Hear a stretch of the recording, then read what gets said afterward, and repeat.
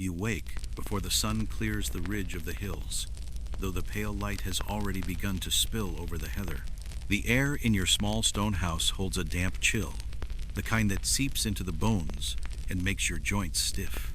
Outside, a soft mist clings to the highlands, the hills folding one into the next in shades of gray and violet. You pull on your woolen tunic, the weave rough against your skin but warm enough to keep the morning at bay. Your boots, still damp from yesterday's work, give a faint creak as you tug them over your feet. Stepping outside, the smell of peat smoke lingers faintly in the air. Somewhere far across the glen, a dog barks, sharp in the otherwise quiet morning. A trickle of water moves in the burn nearby, its surface silver in the growing light. The grass beneath your boots is heavy with dew, each step darkening the leather and leaving a faint trail. The sky above is a flat, washed-out blue, streaked with faint pink where the sun is pressing at the horizon. You know it will rise quickly, but for now the land rests under its dim, forgiving light.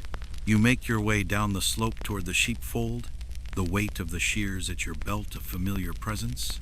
The iron feels cold through the fabric, even in its leather pouch.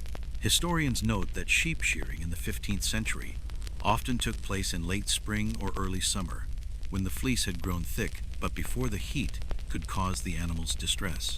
Some suggest it was as much a social gathering as a task, with neighbors helping one another in turn, though how much conversation there truly was remains a point of quiet debate. A curious tidbit passed along from older hands is that some folk in the Highlands believed the first fleece of the day, if laid out facing east, could bring luck to the household. No one agrees exactly why east was chosen, and no two tellings match, but the idea lingers like the mist. You pause halfway down the slope to look out over the valley. The sheep are still penned below, their shapes barely visible in the dimness, shifting slowly in the enclosed space. Their bleats rise softly, a scattered chorus that carries up the hill. You draw in a breath of cold, damp air, tasting a faint trace of salt from the distant sea. The work ahead will be steady, repetitive, and quiet, just as it has always been. You step forward again, the morning unfolding at its own unhurried pace. You follow the narrow path downhill, the one that curves gently toward the fold. Each step sinks slightly into the wet turf, the dew clinging and soaking through the seams of your boots until the wool inside grows damp and cool against your toes. The smell of wet earth is stronger here, mingling with the faint tang of sheep, that unmistakable lanolin-rich scent that clings to wool and skin alike. The path passes between low stone walls, their tops soft with moss, and in some places dotted with tiny yellow flowers. A blackbird darts across your way, landing briefly on the wall before flitting into the gorse. The morning is quiet enough that you can hear its wings cutting the air. The fold comes into view ahead, a low enclosure built from uneven stone, patched here and there with wooden rails where the stone has fallen. Inside, the sheep move in a slow, uncertain shuffle, their thick coats brushing against one another as they adjust to the crowding. You can hear the soft, constant sound of them breathing, a steady backdrop to the occasional bleat. You pass through the small wooden gate, pausing to secure it behind you. A few of the other shearers are already there, though they stand apart for now, each tending to their own preparations. The sound of iron shears being tested carries faintly in the damp air, the click and scrape familiar as breathing. It is a known fact that Scottish sheep in the 15th century often grazed on open hill pasture, tended by shepherds who might sleep out with them for days at a time. Shearing was done in folds like this to keep the animals contained, though the exact design of these enclosures varied from glen to glen. Some historians note that the most carefully built folds were reused for generations, their stones bearing the smooth polish of countless hands. A quirk you once heard from an older man is that some shearers swore by keeping a sprig of rowan in their pocket, while working not for luck exactly, but as a charm to keep the sheep calm. Whether the sheep noticed the presence of the rowan or simply felt the steady hands of an experienced worker is something no one seems able to prove. The air inside the fold feels warmer than the hillside, the animal's body heat rising in a faint, wool-scented fog. A low rumble of sound hooves shifting, heads knocking together, fills the small space. You can feel the day beginning, not quickly, not with any rush, but in the quiet certainty that there is work ahead and it will take the whole of the daylight to finish. You rest your hands lightly on the top rail for a moment, watching the slow movement of the flock. In this early light, with the mist still hovering, there is no sharp edge to anything, just a soft blur where sheep, grass, and sky fold into one another. You breathe in again and step forward. You cross the yard to where the others wait, cloaks pulled close against the damp. Breath plumes from mouths and vanishes. Nods pass around like coins, small, ordinary, enough. The dog lifts its head, blinks, and sets its chin back on its paws. There will be plenty of shearing sounds to fill the day. The cooper is here, hands broad and scarred, smelling faintly of oak. The shepherd's youngest boy carries a wicker basket with twine, rags, and a wooden mallet that looks too heavy, until you remember how strong boys get when no one is counting. The woman from across the burn has her hair braided and tucked. She is quick with knots and quicker with frightened ewes. People settle along the fence as birds do along a hedgerow, leaving easy spaces between them. You set down your bundle, leather pouch with iron shears, a strip of cloth to wipe off oil and wool grease, a whetstone smooth as river rock. The stone rests in your palm like a familiar weight. You draw the lower blade along it, then the upper, slow strokes that whisper against the grit.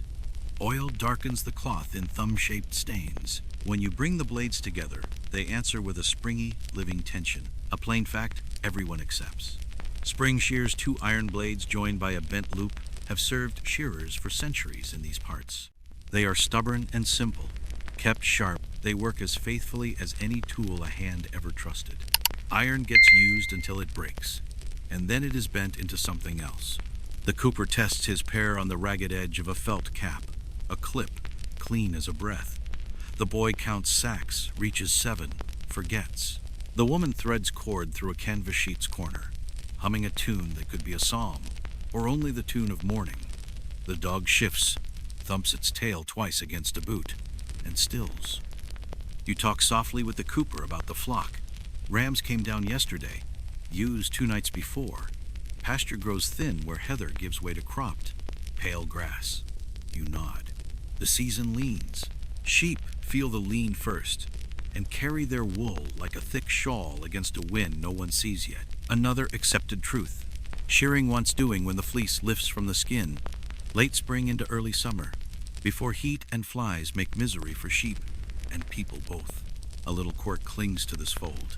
The cooper spits quick, precise on the tips of his shears, and wipes them once on his palm. The woman taps her iron 3 times against the lintel, knuckle to metal, as if waking a spirit small as a wren. The boy ties a red thread through his belt, trying not to be caught doing it. No one names it luck. The word hangs unspoken and comfortable, like a coat on a peg. The gate creaks. A shepherd from the next glen arrives with dew shining on his cloak. He nods to no one in particular, breathes a while and sets to. You have worked beside him before. He handles sheep as if they were heavy sacks that might slide, not live creatures that might explode. And sheep feel the difference. They lie quieter for him. There is a rhythm to this gathering before work. Whetstone rasping, the soft pad of hooves, a strap creaking, chalk knocking as the boy makes his first tally marks. You slide your shears back into your belt and flex your fingers until warmth returns. You touch thumb to fingertip 1 through 4. The cooper rolls his shoulders. The woman tightens her kerchief and stands. The boy draws a small cross in the dust with his boot and wipes it away at once. A piece of bread goes around, oat and coarse and faintly sweet from last year's honey. It sits warm on the tongue and heavy in the belly. Water passes too, metal tinged from a cup left in a pail overnight. Someone wonders whether boats will go out if the wind turns east. You look over the faces.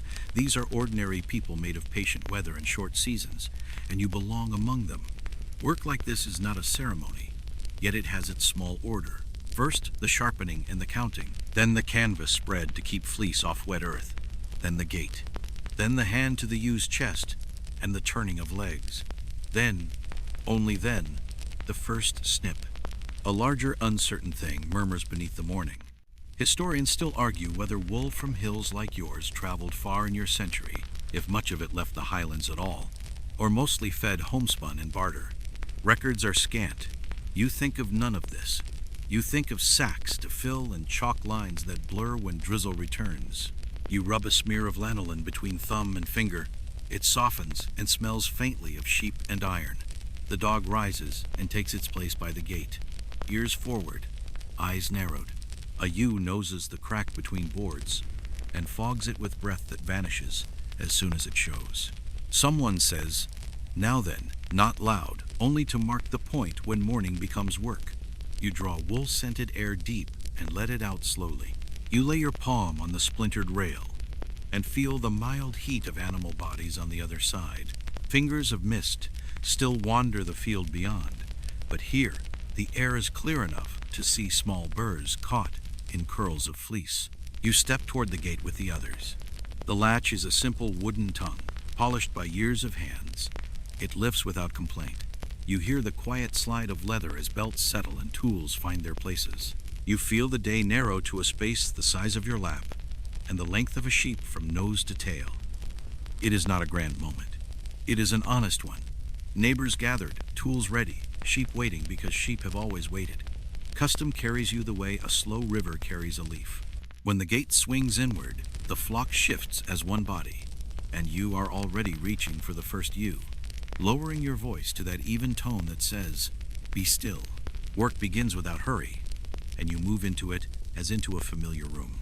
You stand just inside the gate and let your eyes adjust to the closely packed shapes. The sheep fill the pen like a low wool-covered tide, backs humped, noses tucked, hooves clicking on stone and trodden earth.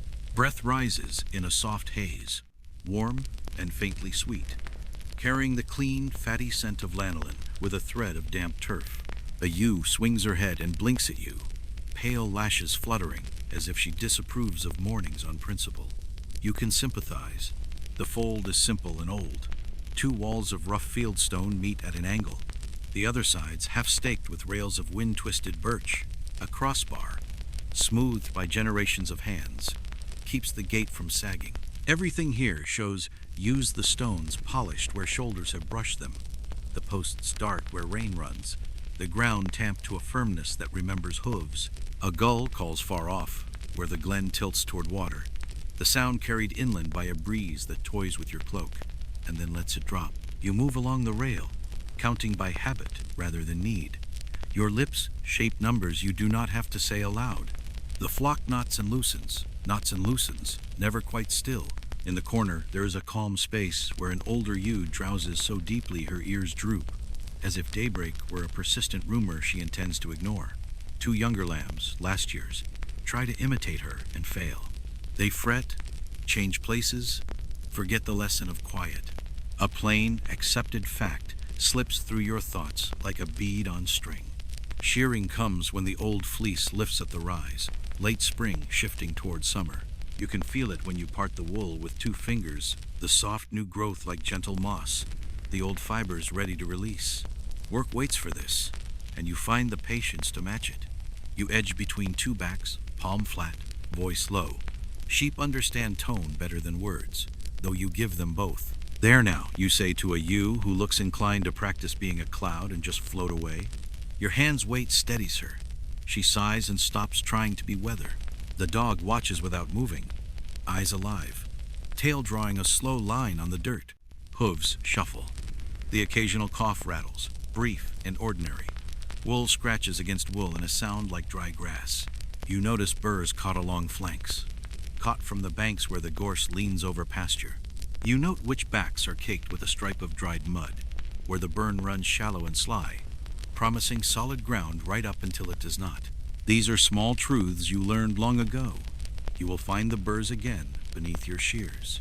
The mud will dull the first clean bite. You will wipe, oil, sharpen, and go on. You squat and test the fence binding with a tug. Sound.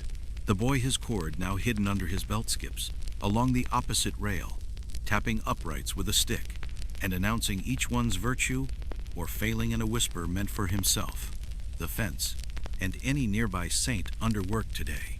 From the corner, the cooper raises a palm and points with his chin at a ram, whose stance says he remembers every insult ever offered in any field, and intends to address them all at once.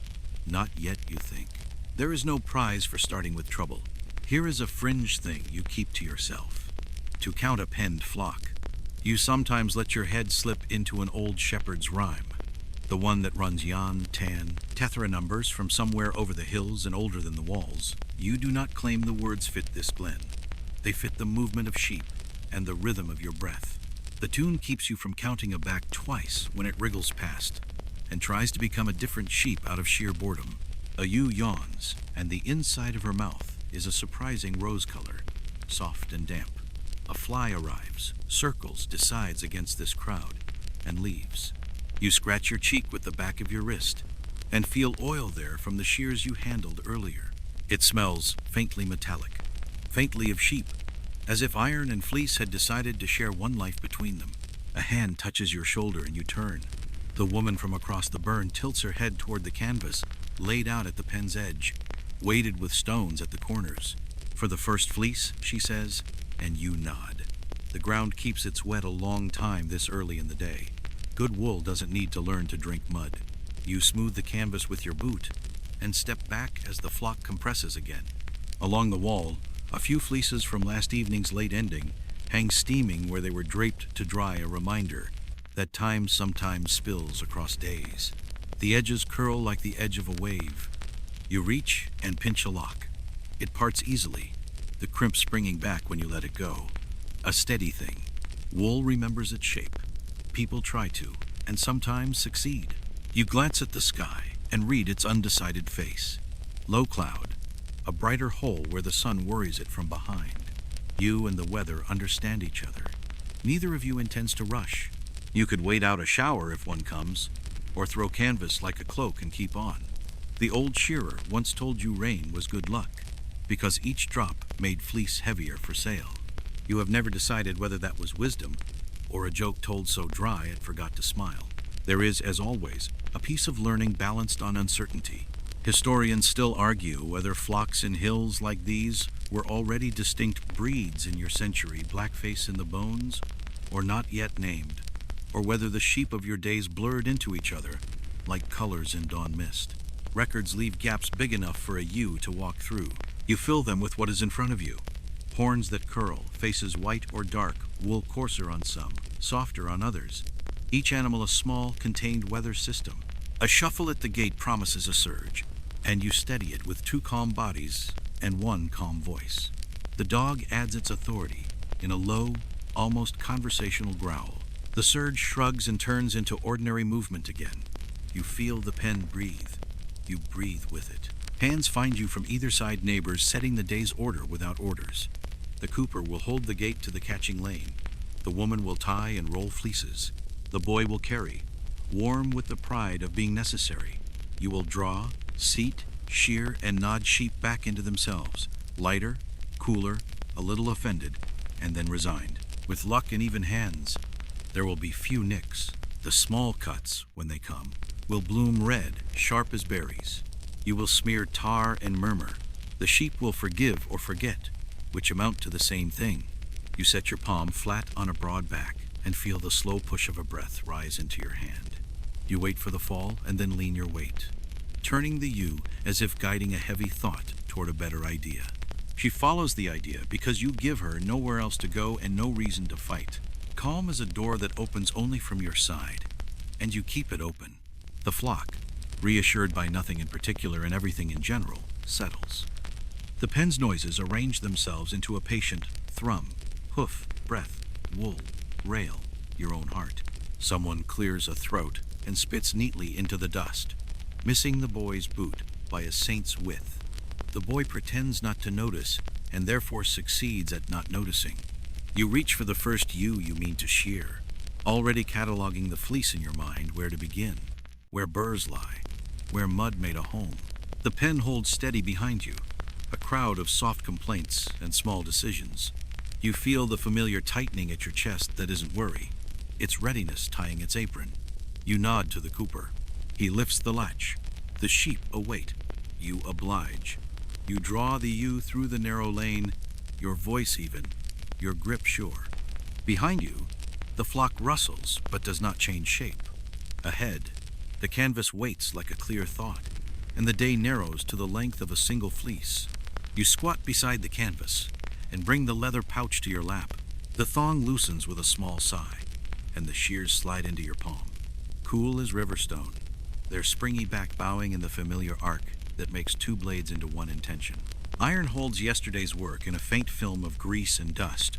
You rub your thumb along the inside of the lower blade. It comes away with a gray sheen that smells of wool and metal and something like rain struck from rock. The whetstone fits the hand as if poured there. It is smooth, oval, edges rounded by years of being asked to do one thing well. You spit once for luck you won't name, then drip a little oil from the horn bottle rendered fat cut with a splash of linseed to wake the stone. Oil pools, then settles into the grain. The first draw of iron on grit makes a soft, sand-dry whisper. You angle your wrist so the bevel kisses, not bites, and pull in a steady, unshowy stroke from heel to toe. The blade's length becomes a measure of breath. In, out, draw, return. A plain fact you could offer to anyone who asked, no one will. Spring shears like these two blades joined by a U-shaped spring have served shearers across Britain for centuries, well before clever wheels and cranks entered farmyards. Kept sharp, they are swift and exact. Let them dull, and they punish both sheep and hands. The old men taught you that a good edge is a kindness, and your knuckles remember every day you believe them.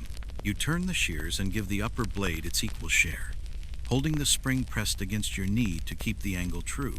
The dog pads close, sniffs the oil, and turns its head away with a face that says, "Some human customs are unfathomable."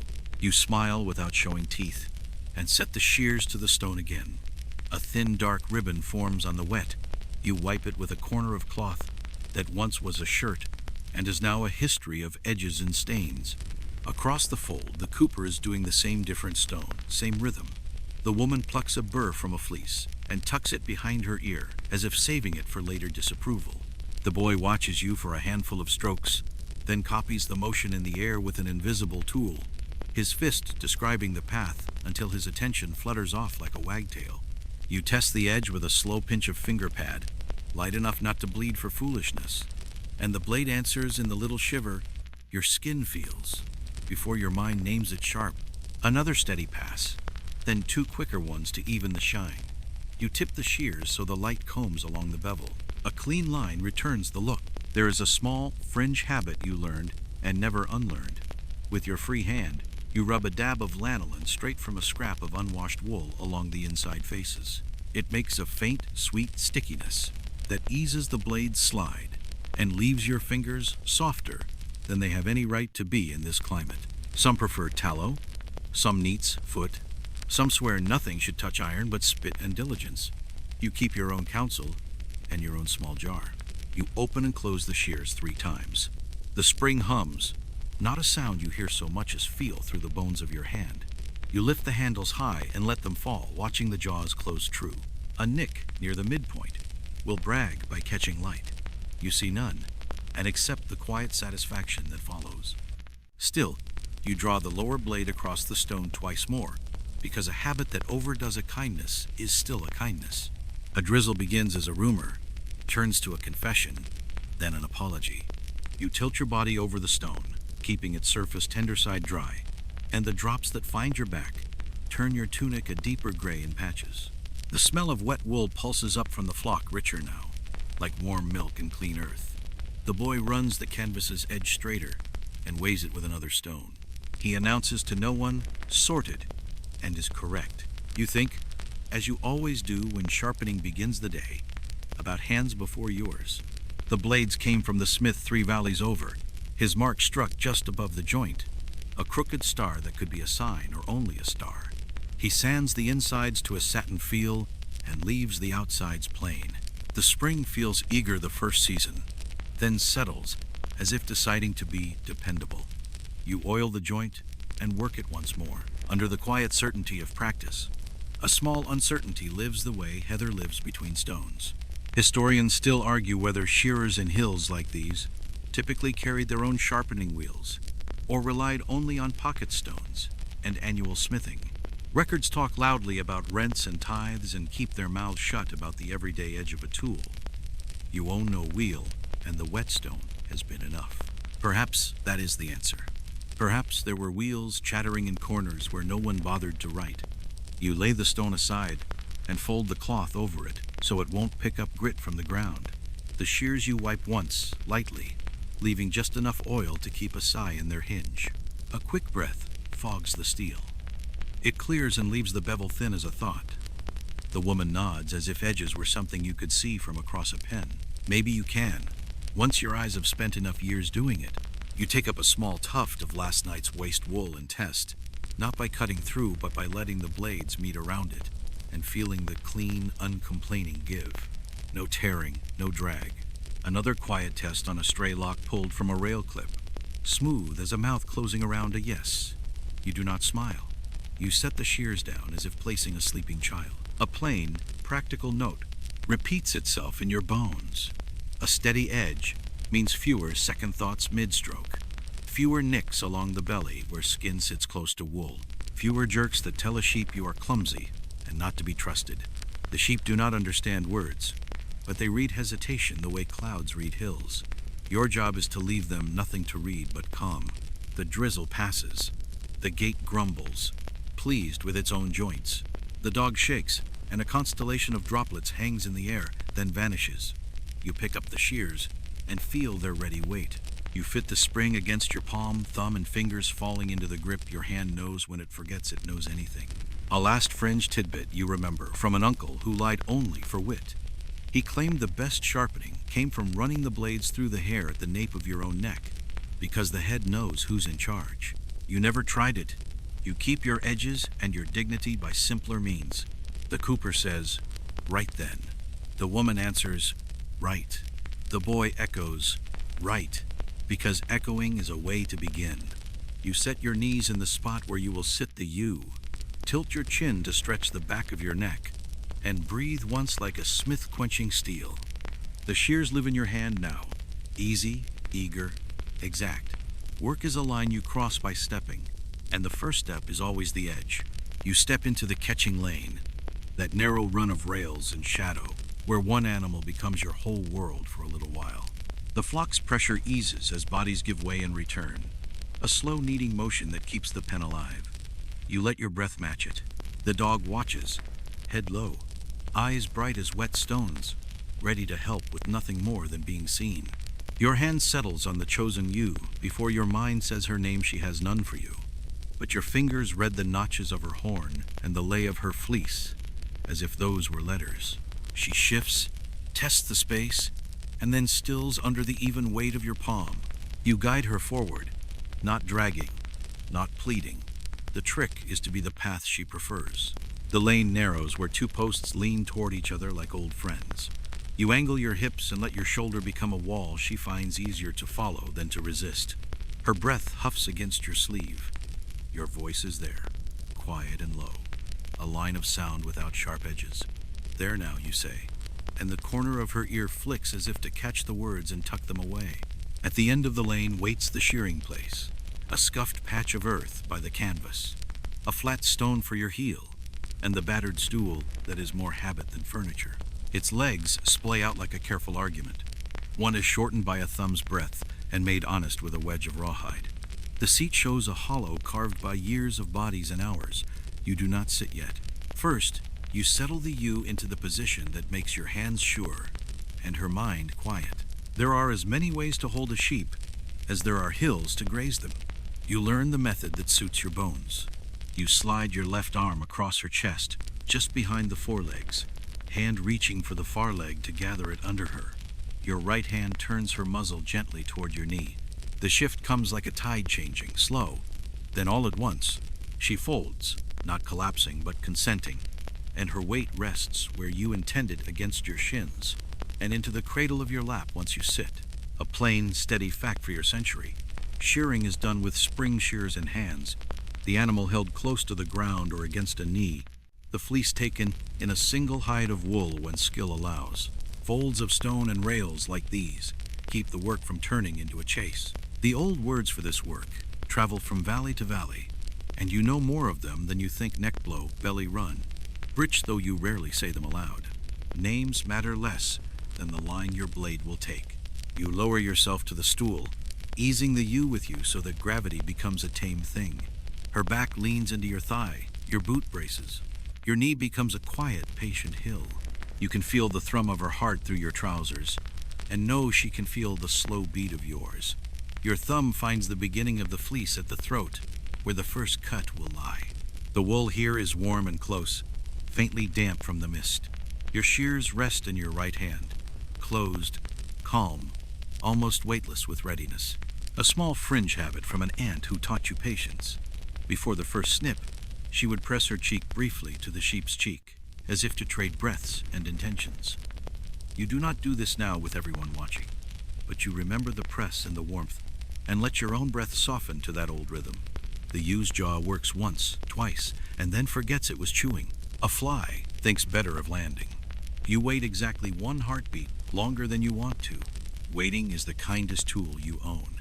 Around you, the fold hums with its practiced chorus. The woman shakes out a length of twine and knots, one end in a trick that leaves it easy to untie. The cooper skims his thumb along a blade and pretends not to be pleased. The boy stands on tiptoe to see and rocks back when the dog looks his way. Rain toys with the idea of returning and then moves along, leaving only a brighter edge to the cloud where the sun pushes. You think, just for a string of breaths, about what you know and what you do not. Historians still argue whether shearers in hills like yours most often use stools and seated holds in your century, or whether the floor, the bare earth with a man's knee for a rest, was standard. Paintings are stingy with details. Court rolls and tithe lists do not care to mention stools. You use what your people use. A seat when backs are tired. The ground when the seat's gone missing. Either when the sheep demands a compromise. Uncertainty bothers no one here. Wool yields to patience either way. You shift your grip to test the ew's balance. She answers with a sigh that travels her ribs and fingers your wrist as it goes. Your left hand spreads the collar wool to find the rise.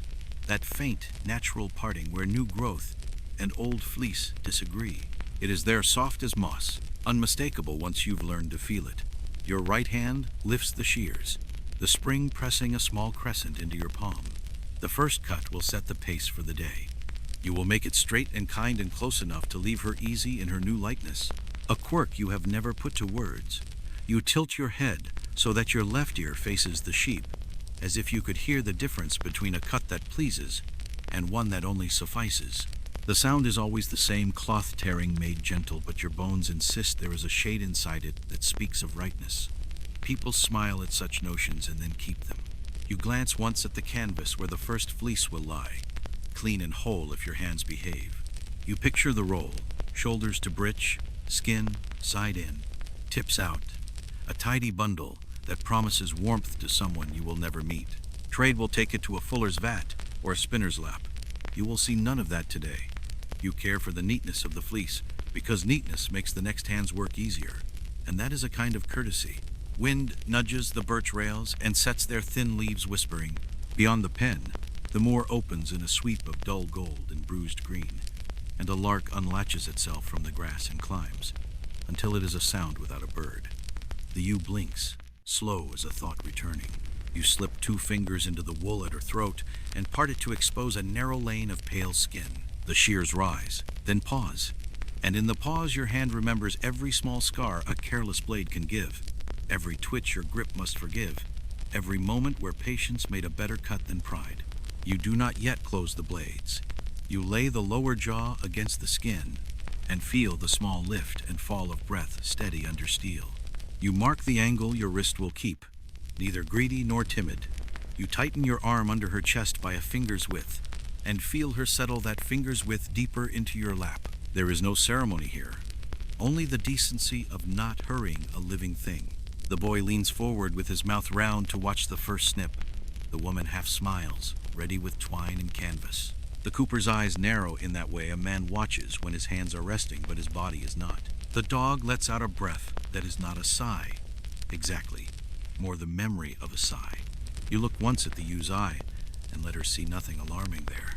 She sees only a hill that will stay a hill, a hand that will stay a hand. Your thumb presses, your fingers curve, the spring draws a question mark into your palm, and the day, which has been clearing its throat for hours, waits. The first snip opens like a seam in an old coat, not a rip, not a tear, just the quiet parting of fibers that were always meant to go their separate ways. The sound is low and dry, like the soft tearing of bread from a fresh loaf. The wool falls back on itself, revealing a strip of skin pale as cream and faintly warm under your fingertips. A faint steam rises from it in the cool morning air, vanishing before it can wander far. The ewe stirs once, a slow shift of weight, then decides nothing terrible is happening. Your left arm tightens lightly around her chest. Your right hand lifts, moves a finger's width along, and lowers the blades again. The rhythm begins: open, place, close, lift. The spring hums with each cut, a tiny note that only you and the shears hear. You begin at the throat, working down toward the brisket. The collar wool comes away in soft, curved strips, each falling neatly to the side of your knee. Your hand knows where to ease the pressure, where to lean in, where to slide the blade flat so the skin stays unmarked. A nick is an insult, and you intend none today. The shears, well sharpened, answer every intention without hesitation. A plain fact: experienced shearers aim to take the fleece in one piece, skin side in, so it can be rolled neatly for storage or sale. In the 15th century Highlands, a clean, whole fleece was a mark of skill and care. It fetched better barter, whether for coin, salt, or meal. Tidy work traveled farther in trade than ragged cuts. The wool smells stronger now, the lanolin warm in your hands, mingling with the faint metallic tang of the shears. Your fingertips grow slick, but not so much that the grip falters. You wipe them on your trousers, a habit as old as the work itself, and carry on. The fleece lifts away as if relieved to be gone. From the corner of your eye, you see the woman stoop to gather the first pieces, shaking off stray hay before placing them on the canvas. The boy leans closer, eyes wide, then flinches back when the dog shifts with a warning huff. The cooper mutters something about a steady hand, not praise exactly, more an observation that carries its own weight, a small fringe tidbit you remember from an elder. Some shearers swore that if you cut a fleece in a spiral, turning the sheep as you worked, the wool would be easier to roll and store. Others dismissed it as nonsense, claiming straight runs were quicker. You've tried both, and your hands prefer the straight lines, though you'll never begrudge a man his spiral if it keeps his back from knotting before midday. The ew's breathing is steady now, her head resting lightly against your leg. You move along her flank, shearing in broad strokes that follow the curve of her ribs. The wool here is thicker, holding more of the year's weather, rain, frost, and the long press of snow, all combed through by the wind until it curled and matted in places. Your shears glide through most of it, catching only where burrs have tangled deep. You pause for those, prying them loose rather than forcing the blades. Historians still argue whether fleeces in your century were skirted, trimmed of their coarser edges before storage, or if that work waited for the spinner's hand. Some say the best households skirted at once to save the wool from rot. Others claim it was all bundled together, waste and all, for the sake of time. Here, you take off the worst of the dirty edges as you go. A gust brushes over the fold, rattling the birch rails and stirring the scent of wet earth into the wool-rich air. The mist has burned off now, leaving the sky the color of worn pewter. The dog shifts again, eyes on the flock, but the rest stay pressed together, unconcerned. You reach the ew's belly, where the wool is shorter, softer, and more delicate. Here, your hand slows, the shears moving like water over stone. The skin under your fingers is warm and smooth, the rise and fall of her breath gentler now that half her burden is gone. You shear the britch last, careful around the angles of bone, then lift the fleece free in one practiced roll, keeping the skin side in. It rests in your lap like a heavy living blanket, though the life has already gone back into the sheep beside you. The woman steps forward with twine, tying the fleece into a neat bundle before carrying it to the stack under canvas. The boy beams as if the work were his. The cooper lifts his chin toward the pen, where another ewe waits with the same woolly patience or resignation as this one. You ease the shorn ewe to her feet. She shakes once, then trots back into the pen, lighter now, with a faintly bewildered look that will fade in a day. Her wool will grow again. It always does. You wipe the blades on your cloth, flex your fingers, and glance at the next sheep. The work is the same, Yet never quite the same, the lines change. The fleece tells its own quiet story. You reach for her, steady as the hills. You settle the next ewe into your lap, her hooves tucked, and her breath quick from the short shuffle out of the pen. She blinks at the open space before her, as if unsure how she's come to sit so low. Your left arm gathers her gently against your chest. Your right hand rests the shears against your knee, waiting for her to grow still enough to begin. The warmth of her body seeps into your legs, a living weight that feels both solid and soft. The fleece on this one is different, longer in places, tighter in others, the curls looser along the shoulder, and more matted near the rump, where rainwater likes to linger. You pinch a lock and tug. It parts cleanly at the rise, showing the same pale, warm skin you saw before. The first snip opens that lane, the wool peeling back in a strip that falls heavily to the side. A steady fact of the work. No two sheep yield the same fleece, even when they have fed on the same pasture and weathered the same storms. Age, health, and the small mysteries of their own nature change the length, texture, and weight. Experienced hands learn to read the fleece as they go, adjusting the pressure, the angle, the pace. A novice tries to make each cut identical. A practiced shearer accepts that the wool will decide how it wants to come away. The dog shifts at the pen's edge, his ears flicking forward.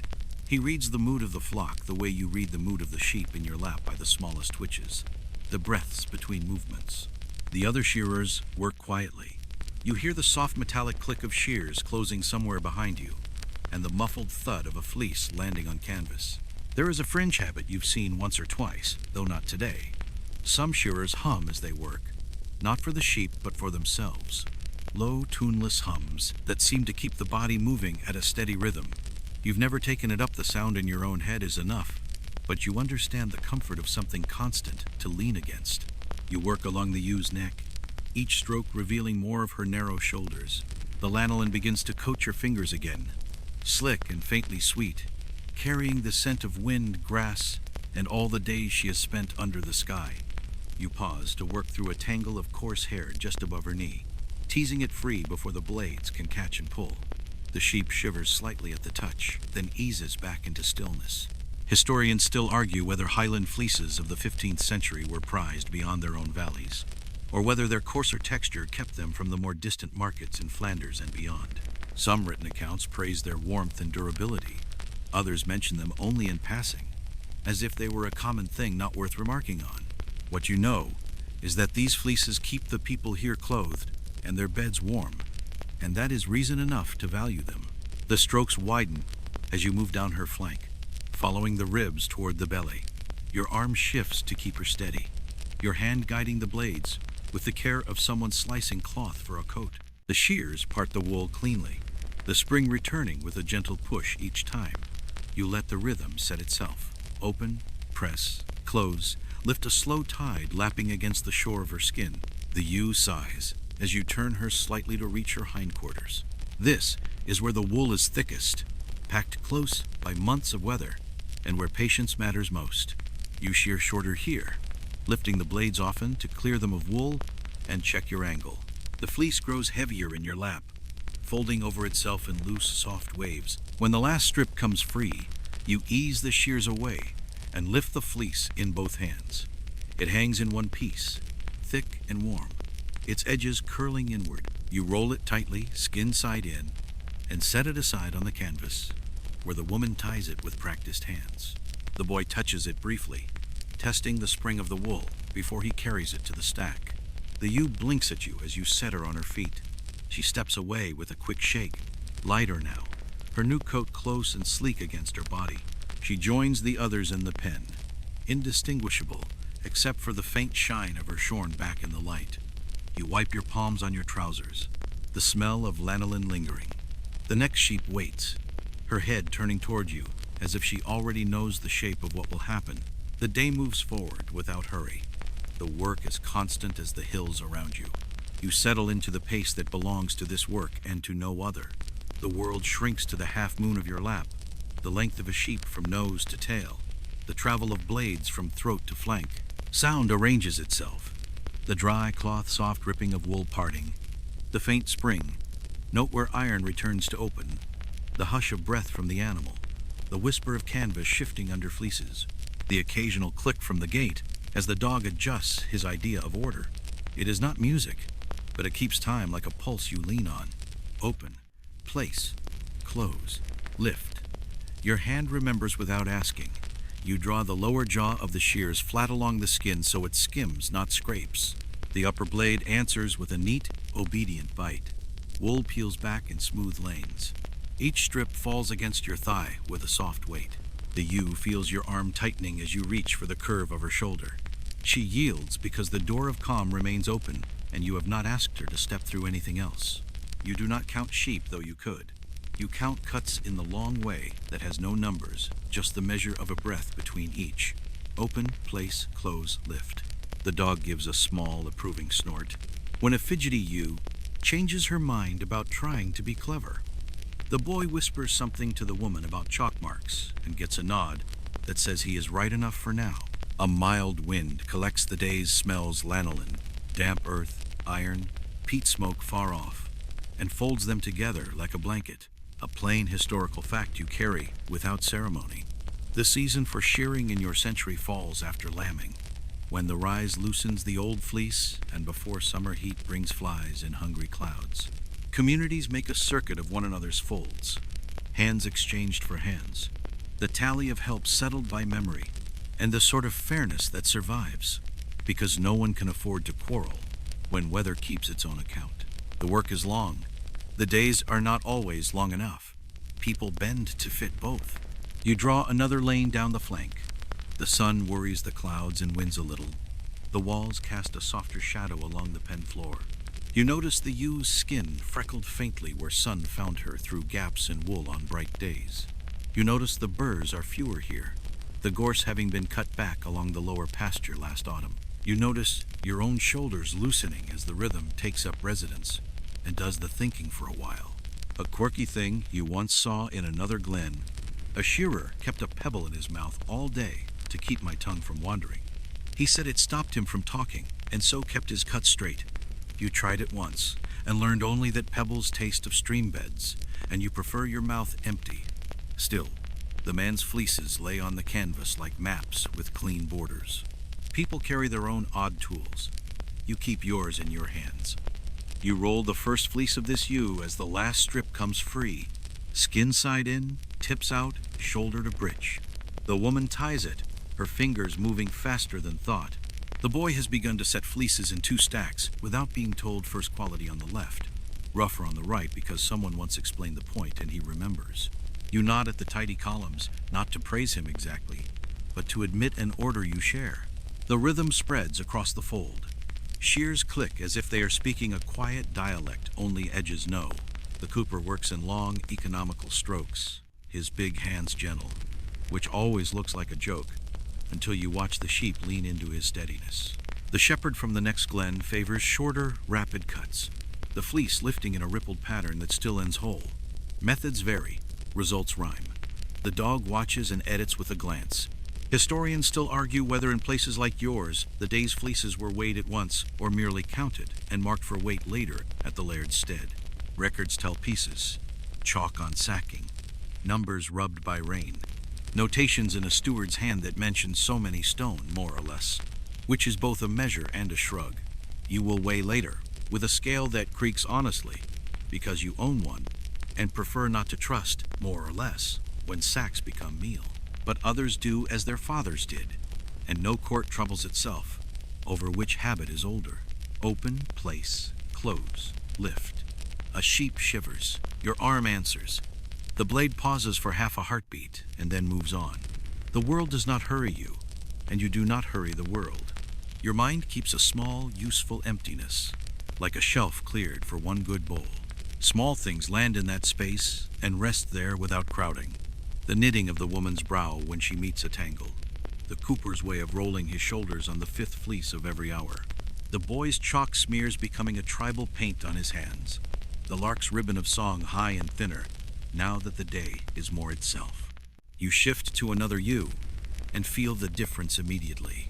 Her fleece lies denser along the ribs, thinner at the belly. The lanolin is richer. almost sweet with the faint scent of heather oils clinging to it. You adjust without remark. A shallower angle, a shorter bite, a slower press where skin rides high over bone. Your thumb rides the lower jaw of the shears like a keel, keeping a boat from wandering. A gentle drizzle returns and leaves again before anyone decides whether to comment. The canvas darkens in patches. You and the others throw another cloth along the stacks and weigh it with stones. The work does not stop. It simply changes shape around the weather, the way a sheep changes shape around your knee.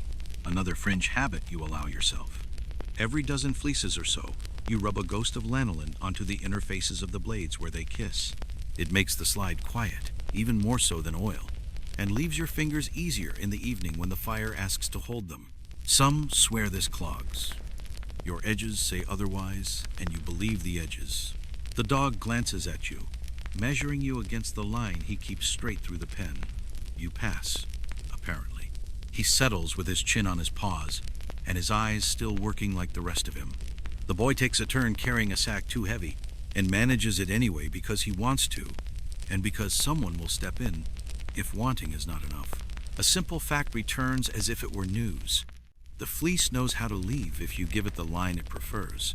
You are less a cutter than a persuader. You ask the wool to become a blanket for someone you will never meet, a cloak for a winter you have not seen, a bed for a child not yet born. The asking has no words. The sheep does not need to understand the answer. It is enough that the fleece comes away, and the ewe stands lighter. You finish another and another. The pen breathes in as each sheep returns, breathes out as another comes to your lap. Your hands keep time with the day. Hunger comes and is met with a bite of oatcake and a swallow of water that tastes of tin and rain. Then hands return to work as if they never left.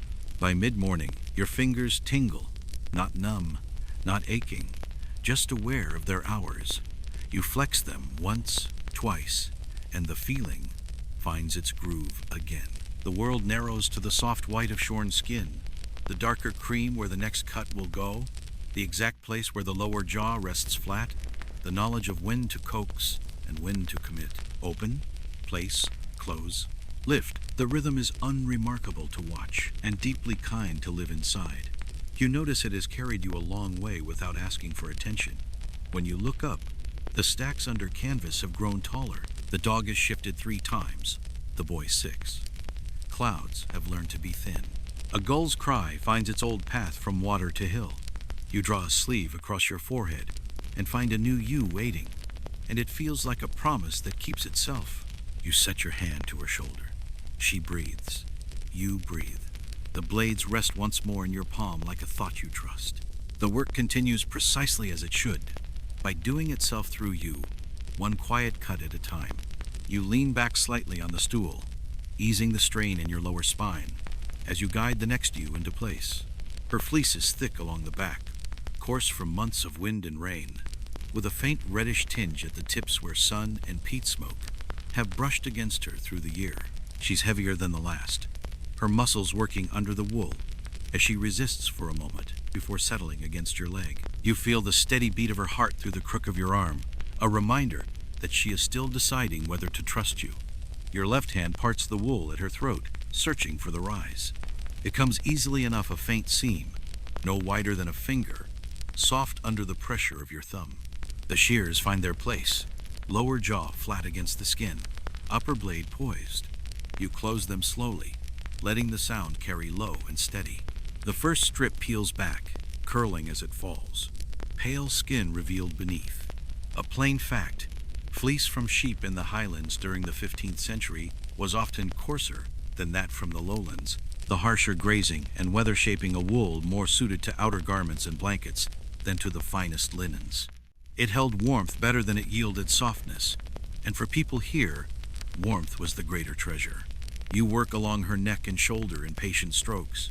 The lanolin is richer here, tacky on your fingers, smelling faintly of the summer grass she grazed when the days were long. A few burrs cling stubbornly just behind her ear. You work them out with your fingertips rather than risk a tug that would make her flinch. She breathes slower now, eyes half closed, her head resting against your knee. The boy kneels beside the canvas, tying off another fleece while humming to himself a shapeless tune. but steady. The cooper wipes his hands on his apron and moves to fetch another sheep from the pen, the dog shadowing him with a quiet authority. The woman checks the twine supply and adjusts the canvas weights, glancing at the sky where clouds have begun to thin toward a pale, milky blue. A small fringe custom you remember from one old shearer. He would always shear the right flank before the left, no matter the sheep or the season, claiming it sets the fleece in the mind and makes the rest fall away easier. Whether the fleece knew or not is anyone's guess, but he swore it saved him half an hour a day. You've never seen proof, yet you find yourself following the habit more often than not. You roll the ewe gently onto her side, tucking her legs so she lies steady. The shears move in broad, even runs down her ribs, each cut opening a new lane of pale skin. The belly wool is shorter, finer, almost silvery in the light. Here you take shorter strokes, careful to skim without catching. The rhythm slows, not from fatigue, but from care. Your mind is steady as the beat of your own heart. Historians still argue whether belly wool was always kept with the main fleece in this century, or if it was sorted out immediately as lesser quality. Some written accounts suggest it was bundled separately for rougher uses like padding or felt. Others hint that in smaller households, every scrap was kept together for spinning, regardless of fineness. Here, you keep it all, no waste is worth the trouble. The breech wool comes last, dense and weathered from months of movement. You take it in careful strips, lifting the shears often to clear them. The fleece grows heavy in your lap, its warmth fading as it parts from the body. When the final strip comes away, you lift the fleece whole, rolling it tight and setting it on the canvas. The woman ties it with a practiced flick of her hands. You ease the ewe to her feet. She shakes herself once, then steps away, lighter by a winter's coat. The dog follows her back into the pen, tail swaying in a slow arc. The cooper returns with another sheep, and the rhythm closes in again: open, place, close, lift. The sun pushes through a gap in the clouds, laying a soft light over the fold. You glance at the stacks under canvas, their height already telling you the day's progress. There is no hurry, only the steady certainty that each sheep will take its turn, and each fleece will find its place. You reach for the next ewe, the shape of her wool already telling you where the first cut will fall. The work asks for nothing more than your hands, your patience, and the quiet you've carried since morning. The next ewe is smaller, lighter in the bones, her fleece a shade paler than most in the pen. She steps into your reach without much persuasion, as though the curiosity of the lane is stronger than her wariness. You settle her into your lap, the movement practiced now to the point of being part of your breath. Lift, turn, tuck, lower. Her legs fold in neatly, her head resting against your thigh, as though this were some odd but tolerable form of rest. The wool at her throat is soft and fine, less weathered than the coarser coats you've worked this morning. You pinch it lightly between thumb and forefinger, feeling the spring in the fiber before parting it to find the rise.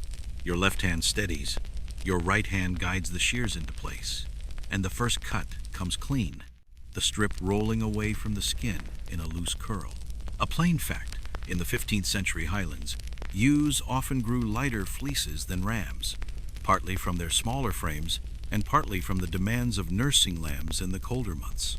The wool might be shorter, but it was often of finer quality, prized for softer garments or lining. The woman glances over as the first pieces fall to your knee. She steps closer, running her hand over the wool still on the ewe's shoulder, and nods once the silent mark of fleece, worth keeping separate for a finer spin.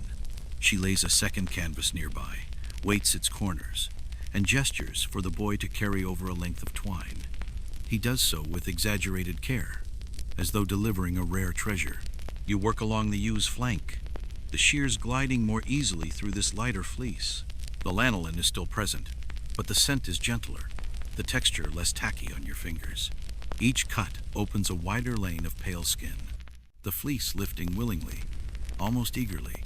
The ewe blinks slowly, her breathing steady, her body settling into the rhythm as much as yours has. There is a fringe habit some shearers hold to. When a particularly fine fleece comes off the ewe, they'll drape it over a rail for a short while before rolling it, letting the breeze air it slightly. They claim it helps release any lingering field scents and makes the wool fresher to store. Whether it's true or just another old comfort, you've done it once or twice yourself when the air is dry enough. Today, the clouds and damp air say it would do no good. Historians still argue whether fleece separation by quality was common practice in the Highlands of your century, or whether it was more a lowland habit tied to larger markets. In some accounts, Highland households made all their wool into the same rough yarn. In others, the best fleeces were traded south for better coin. The truth, you suspect, is that it depended on the family, the year, and the weather, as most things do. You shift the ewe slightly, bringing her belly within easy reach. The wool here is fine, almost downy, and you take short, careful strokes to keep the skin unmarked. The shears hum with each closing, the sound no louder than the rasp of cloth on cloth. The fleece gathers in your lap, lighter than most, but with a density that promises warmth. The breeches last, and here the wool thickens again, more exposed to the elements. You shear slowly, clearing the blades often, until the last piece comes away. The fleece lifts in one unbroken sheet, so light in your hands it feels like a cloud that's agreed to be carried. You lay it carefully on the second canvas, the woman tying it with a double loop before placing it apart from the others. You set the ewe back on her feet. She shakes once, then trots to the edge of the pen, where she stands for a moment before settling into the flock. Her new coat is close and sleek, the line of her back sharp under the skin. The boy watches her go, then turns back to you, with the eager look of someone who hopes the next sheep will be just as fine. You flex your fingers, stretch your shoulders, and glance at the pen. The next ewe stamps a hoof, tossing her head as though she already has opinions about the day's work. The dog shifts into position, ready to make those opinions less important than your hands. The stacks under canvas grow higher. The air is still damp, but carries the faintest hint of warmth now, enough to promise a midday meal in the not-so-distant future. You place your hand on the rail, ready to guide the next sheep forward, the rhythm waiting for you to step back into it. The ewe that comes next is less willing than the last.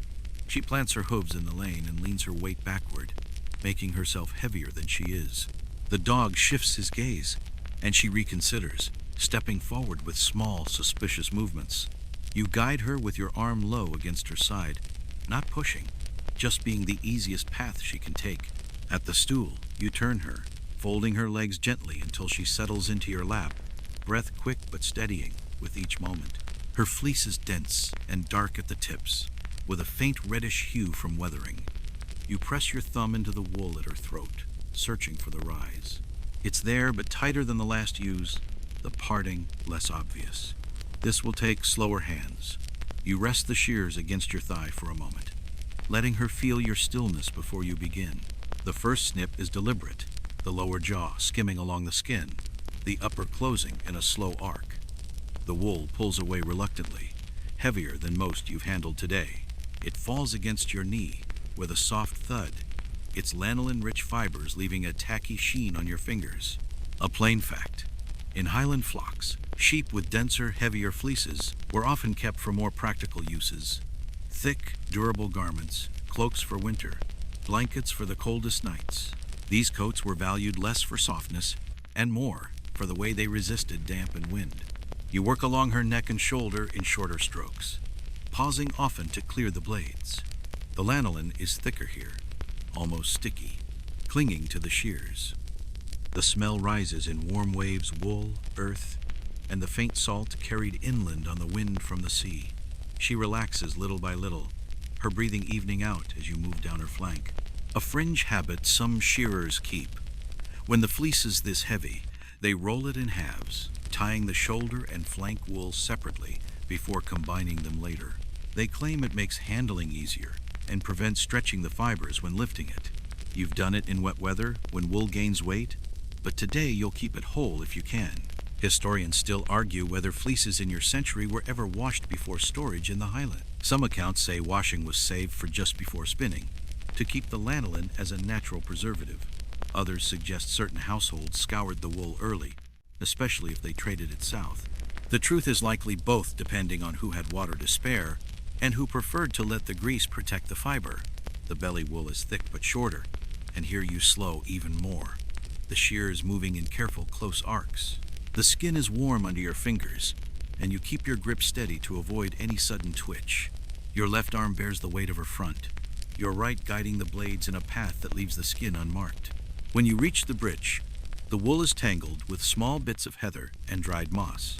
You pick them free before the shears pass, knowing that pulling through debris only dulls the blades and risks catching. The fleece now rests in your lap, dense and warm, holding the shape of the ew's back like a memory. You lift it in both hands, rolling it carefully, keeping the skin side in. It's heavier than the earlier fleeces, a weight that presses into your palms. The woman takes it from you with both hands, laying it on the canvas and tying it with a length of twine. The boy leans in to feel it, then pulls back quickly when the dog gives a low, approving rumble that's half warning. The ewe stands easily when you set her down, shaking herself once and stepping toward the pen. She moves with the slow, measured steps of an animal adjusting to her new lightness. In the pen, she blends quickly back into the woolly press of the flock. You wipe the shears on your cloth, feeling the lanolin cling stubbornly, and glance at the sky. The clouds have thinned further, showing a pale, washed blue. The air feels faintly warmer now, though the damp never leaves entirely. You flex your fingers once, reach for the next sheep, and feel the rhythm draw you back in. The next ewe is broad across the shoulders, her fleece a deep cream with darker tips that catch the light. She moves into the lane without fuss, guided more by the dog's quiet stare than by your hand. When you turn her toward the stool, she folds into your lap with a calm that suggests she's been here before. You adjust her legs, tucking them so her weight rests easily against your thigh, and feel the slow, deliberate rhythm of her breathing settle into your own. The wool at her throat parts easily, the rise clear and generous.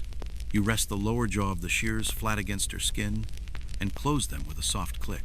The first strip falls, curling like a wave as it lands on the canvas edge. The lanolin is smooth under your fingers, leaving a light sheen that smells of warm earth and old grass. A plain fact: sheep with lighter tipped fleece often grazed more on open pasture, where wind and sun bleached the outer fibers. In the Highlands, this could give the wool a mottled color once spun, unless it was dyed, and dye stuffs here were as much a matter of season as of skill. You work slowly down her neck and shoulder, the shears gliding without resistance. The wool here is soft, with a fine crimp that suggests it will spin into even, durable yarn. The woman notices too. She glances over, eyes narrowing slightly as she assesses the fiber, then gestures to the boy to fetch a fresh, clean length of canvas for it. He hurries, twine looped over one arm like a badge of office. A fringe habit you've seen in a neighboring glen. Some shearers lay the first cut fleece over their own shoulders for the rest of the day, claiming it keeps the neck warm and borrows luck from the first sheep. Whether the warmth helps the hands stay nimble or the luck is real, you've never minded the cold enough to try it. Historians still argue whether Highland wool in the 15th century was routinely sorted by color before spinning. Some evidence suggests mixed color yarns were common, especially in home weaving. Other accounts imply that white fleece was prized for taking dye, while darker fleeces were kept natural for heavier work garments. You've known spinners who preferred the natural blend, seeing no sense in hiding the land's own colors. You turn the ewe gently, rolling her so her belly faces your work. Here, the wool is shorter and finer, catching the light in a silvery sheen. Your strokes are short and deliberate, the blades kissing the skin without pressing. The warmth of her body comes up through your hands, her breathing steady, her legs loose in your hold. Along the breech, the wool thickens again, the outer layer roughened by weather and movement. You work carefully here, lifting the shears often to clear the blades and check your angle. The fleece gathers in your lap in broad folds, heavy with the memory of wind and rain. When the last strip comes free, you lift the fleece in both hands. It holds its shape loosely, edges curling inward. You roll it with care, skin side in, tips out, and hand it to the woman. She ties it quickly, setting it on the new canvas with the other fine quality fleece from earlier. The boy smooths the surface of the bundle as though it might wrinkle if ignored. You help the ewe to her feet, steadying her as she shakes off the last of your touch. She moves back toward the pen, slipping easily into the flock's shifting press. The dog gives a satisfied blink, settling himself by the gate again.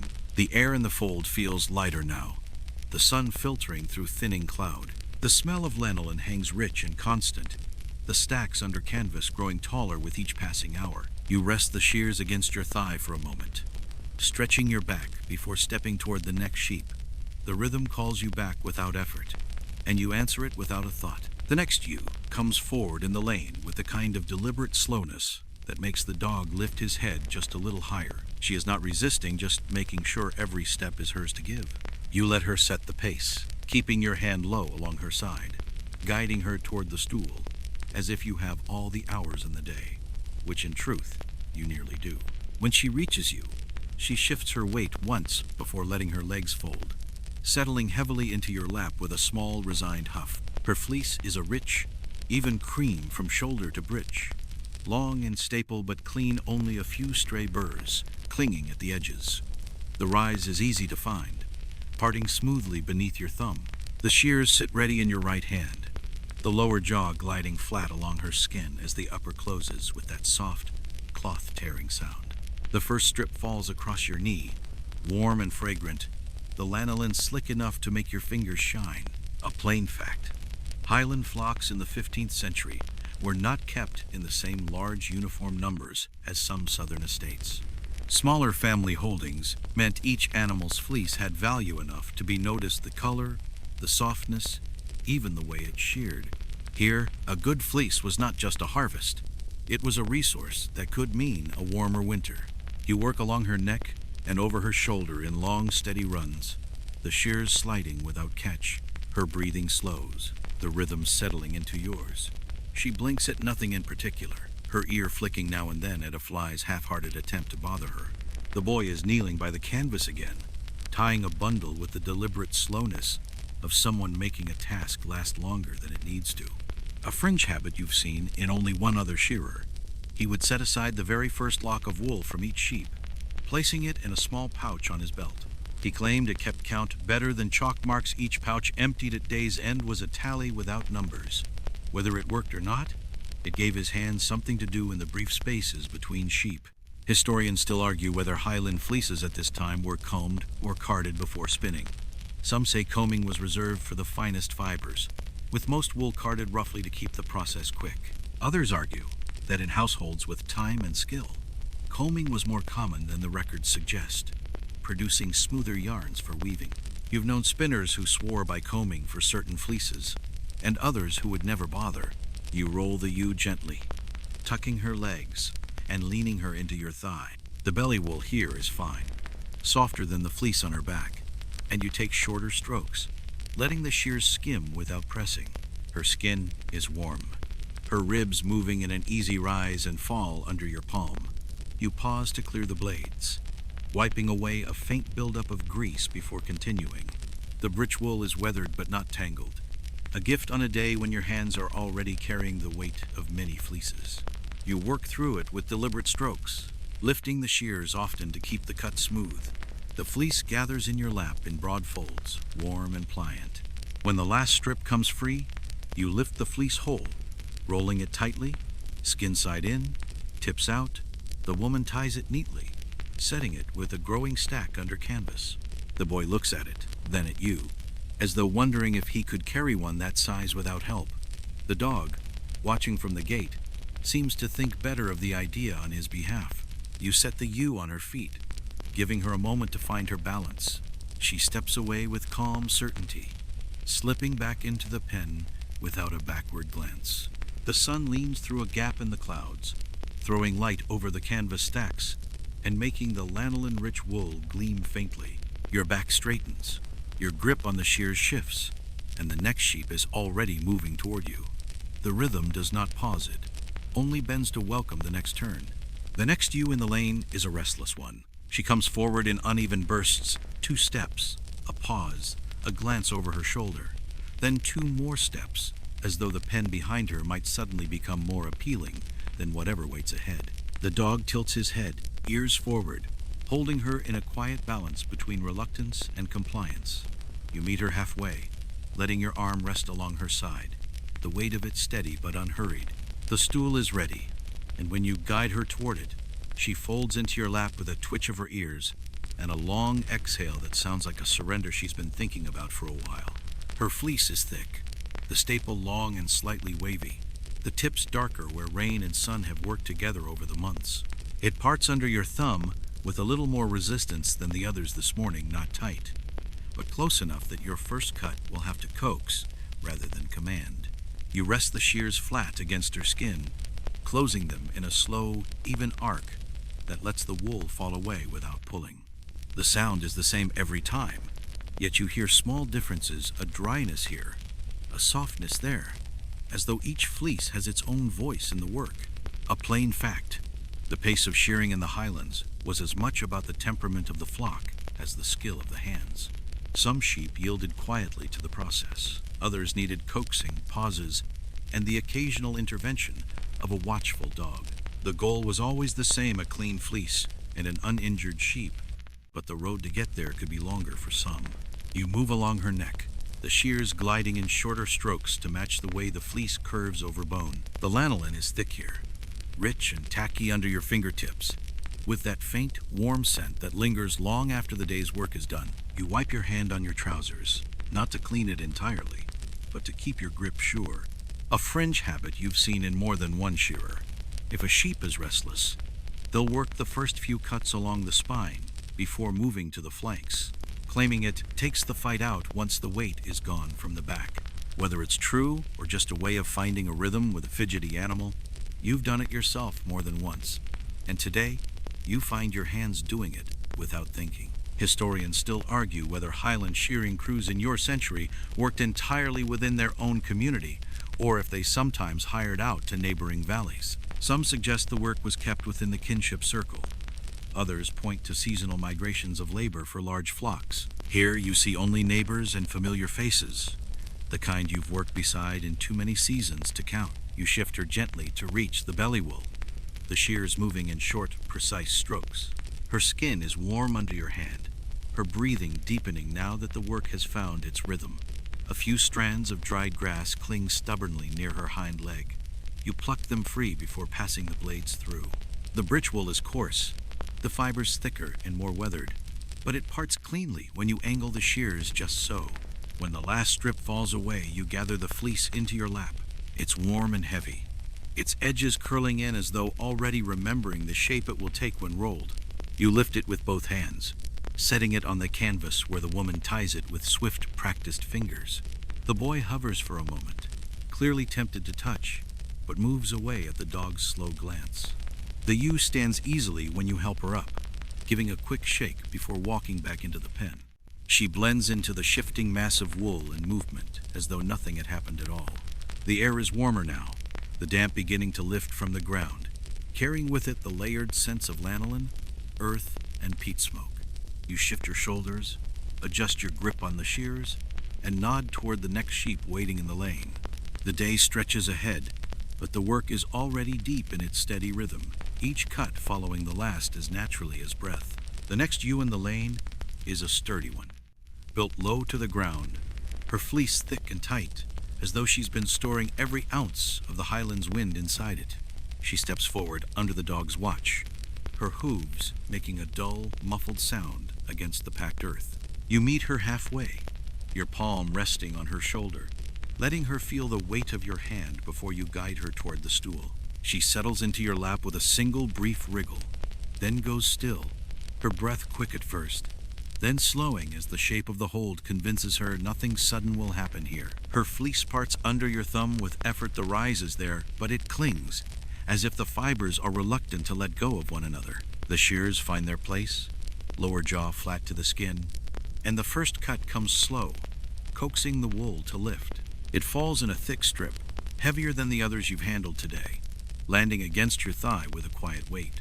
A plain fact. Sheep that graze on rougher, wind-swept pasture often grow denser wool to guard against the cold, a coat more resistant to rain and less inclined to mat under damp.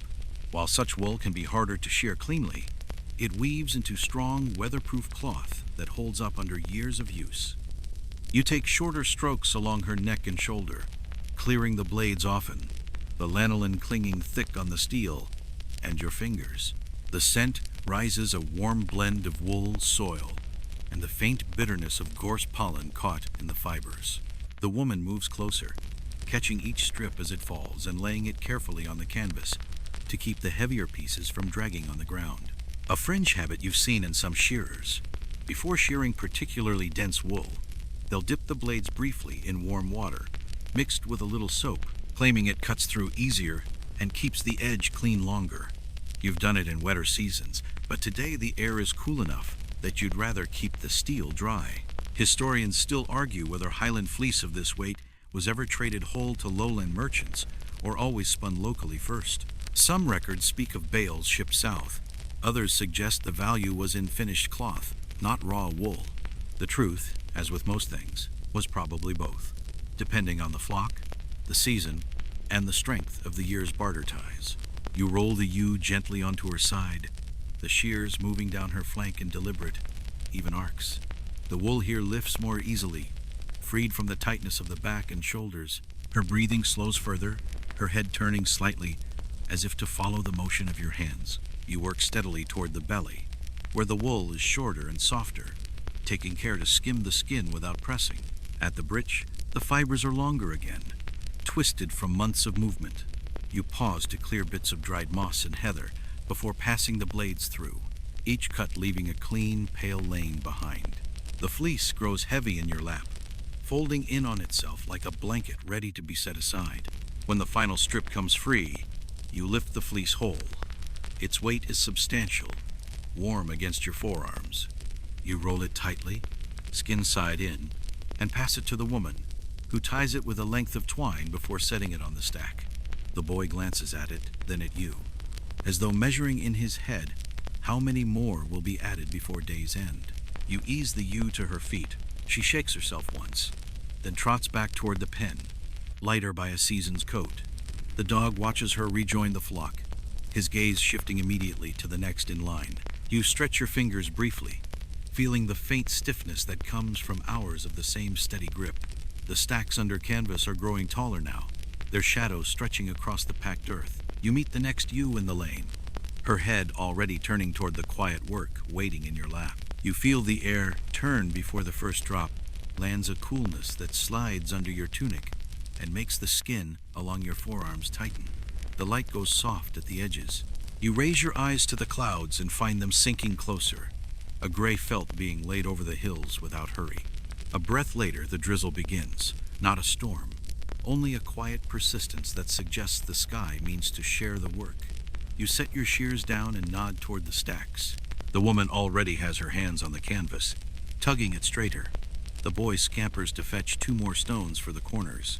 The dog shakes once, a rain of bright beads, then plants himself by the gate, as if his glare could frighten the weather back up into its proper place. You reach for the last ewe you turned aside when the sky first frowned, the one with the calm eyes and the burr caught just above her shoulder. She steps into the lane with no fuss, perhaps grateful to trade damp for the warmth of your lap. The drizzle patters lightly on the rails and makes small, perfect circles in a puddle near the hinge. You settle her, tucking her legs and easing her weight so she leans into your thigh. The fleece is cool where the rain has touched it, warmer closer to the skin. You part the wool at the throat to find the rise and feel it, sure as ever. The first cut opens a lane of pale skin that steams faintly in the damp air. The sound of shears working is different, under drizzle a touch softer, like cloth torn under a blanket. A plain fact threads through your fingers as you work. Small nicks when they come are dabbed with tar or pitch pine when it's at hand to seal the skin and keep flies out once the weather warms. Shepherds carry a little pot for it, the way a cooper carries a plug knife, and the smell is so familiar that your hands sometimes reach for it before your eyes do. You hope you won't need it today, and your edges intend to keep that hope. You tip the ewe gently, working down the shoulder and along the ribs. The drizzle slicks the tips of the outer fibers, but leaves the skin side dry, your body a small roof where it matters. The woman pulls the canvas tighter over the growing stacks, and the boy adds 1 more stone with a grunt that is larger than the stone justifies. He glances up, waiting for praise, and gets the dog's approval in the form of a blink. It's enough. A quirky habit you've seen. When the sky turns uncertain, some shearers slip a small knife under one corner of the canvas, blade pointing outward, to cut the rain. Others tuck a sprig of rowan under a weight to remind the clouds they're being watched. Whether knives cut weather or rowan scolds it is a matter the weather answers in its own time. Today, someone has quietly set a pocket knife under the downwind corner. No one mentions it, but everyone sees it. Historians still argue whether shearing in the Highlands was done more often at the homestead or up at the summer shearings where people drove cattle and sometimes sheep when grass thinned. Accounts call shearing days in both places, but the dates are coy and the place names shift like water. In years with kinder weather, you've sheared on higher ground where wind keeps midges honest. In years like this one, low folds and stone walls win the argument. The records will keep their mysteries. You keep your stool and your canvas. The yew breathes deeper as the fleece lightens. Your fingers grow slick with lanolin, but the rhythm holds. Open, place, close, lift. The rain lays a cool hand on the crown of your head, then forgets you for a moment and wanders away. You use those wandering minutes to lengthen your strokes across the flank, the shears sliding in clean, quiet lanes.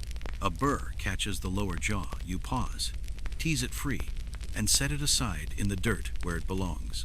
You think briefly of the stacks under canvas and of how wet wool grows greedy with weight. A practical truth: if the drizzle lingers, you'll roll tighter, tie shorter lengths, and keep the bundles under cover until evening. Water adds coin to a scale and trouble to a storehouse. Better to keep the weather on the outside of your work, where it can admire without interfering. The belly wool on this yew is fine and short, almost silvery where the light finds it through the thinning clouds. You slow, the shears kissing the skin without pressing. The yew's head grows heavy against your leg. The boy, quiet now, counts in whispers as fleeces become bundles. Not numbers exactly, but an order only he knows, made of stacks and loops and the way twine ends tuck under. The cooper fetches a sack from the wall and shakes it open. It makes a thunderclap of canvas in the hush of drizzle. You reach the britch and take the coarse, weathered fibers in patient strips. The drizzle thickens for 3 breaths, then thins again, the sort of indecision that marks a Highland afternoon trying to remember whether it meant to be a good one. Your blades stay clean. You wipe them once on the rag out of habit more than need. The dog yawns, which is his way of saying the flock is doing nothing interesting. This is praise.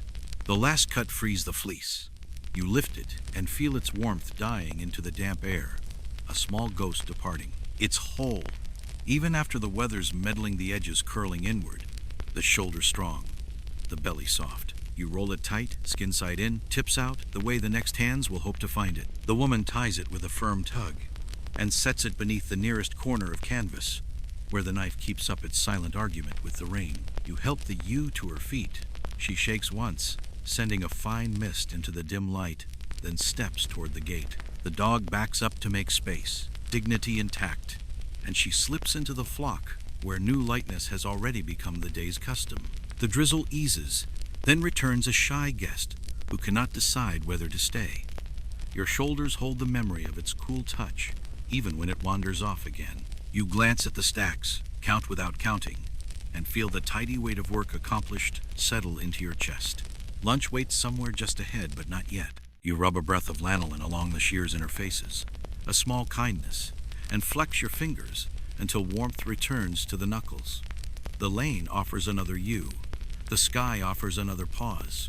You accept both. The day has its own pace, and you match it by degrees, like walking beside a companion who prefers to look at the ground and think while you watch the weather. Think about you. A last practical thought as you reach for the next sheep. If the rain decides to stay, you will bring the stacks inside and hang fleeces along the high rafters where peat smoke will drift through them, a cure as old as the hearth. Some say the smoke keeps moths honest. Some say it makes the wool stubborn to die. Both might be true. You have cloth in your chest at home that remembers smoke as a language. The yew steps forward. Your palm finds her shoulder. The blades settle into your hand like a truth that doesn't need telling.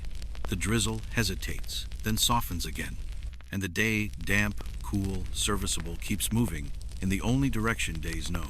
You settle the next yew into your lap. Her weight familiar now, the same heaviness of muscle and bone, under a winter's worth of fleece. She has a small nick in her ear, an old mark that's healed smooth, and she blinks at you as if she's already decided she'll tolerate your hands.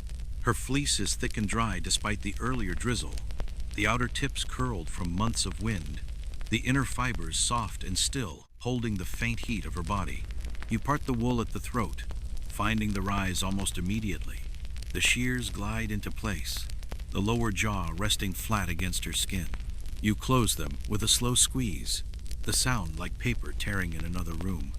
The first strip rolls back, warm and pliant, revealing skin pale as cream beneath. You guide it aside with your thumb, already searching for the next lane. A plain fact: fleece sheared in dry weather, even if only recently dried, after rain cuts cleaner and clogs the blades less. It also stores better, resisting the musty scent that damp wool picks up in a closed sack. Days like this, where the drizzle stays light and the wind pulls it away, are better for shearing than the still, humid days that sometimes follow a stretch of rain. You move along her shoulder in long, steady strokes, pausing to wipe the shears when lanolin gathers thick at the hinge. The smell is rich, warm wool, faintly grassy, and edged with the metallic scent of iron. The boy, kneeling nearby, leans forward to catch the first pieces before they slip onto the damp earth. The woman works behind him, tying bundles and stacking them beneath the canvas in neat rows. A fringe habit you've seen in some shearers. They'll save a few of the longest locks from the day's best fleeces, twisting them into a small cord and tying it around the handle of their shears. They say it reminds them of the best work they've done, and some even claim it brings a steadier hand in the next season.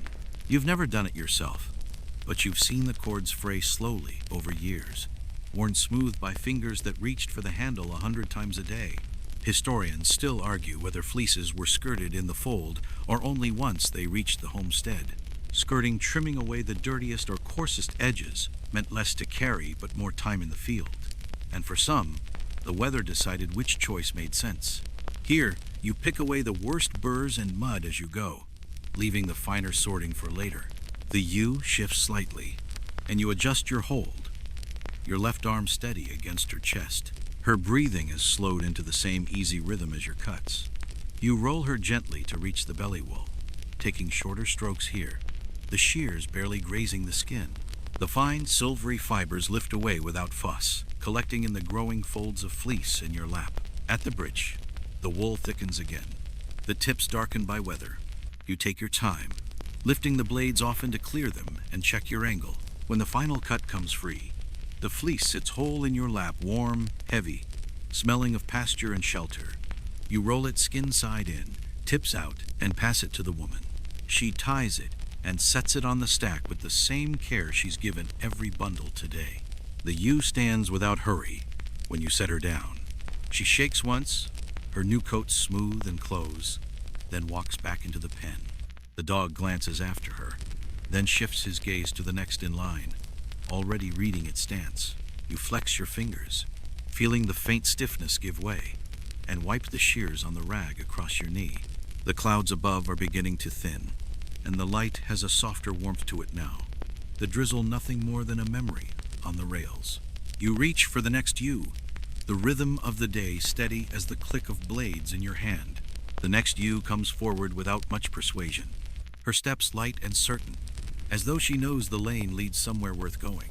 She's smaller than most you've handled today, her fleece a pale, almost silvery cream, the tips faintly sun-bleached. When you settle her into your lap, she tucks her legs neatly and rests her head against your knee, breathing in slow, even pulls of air, as if the work were just another part of the pasture day. The rise in her fleece is clear and wide, the parting smooth beneath your thumb.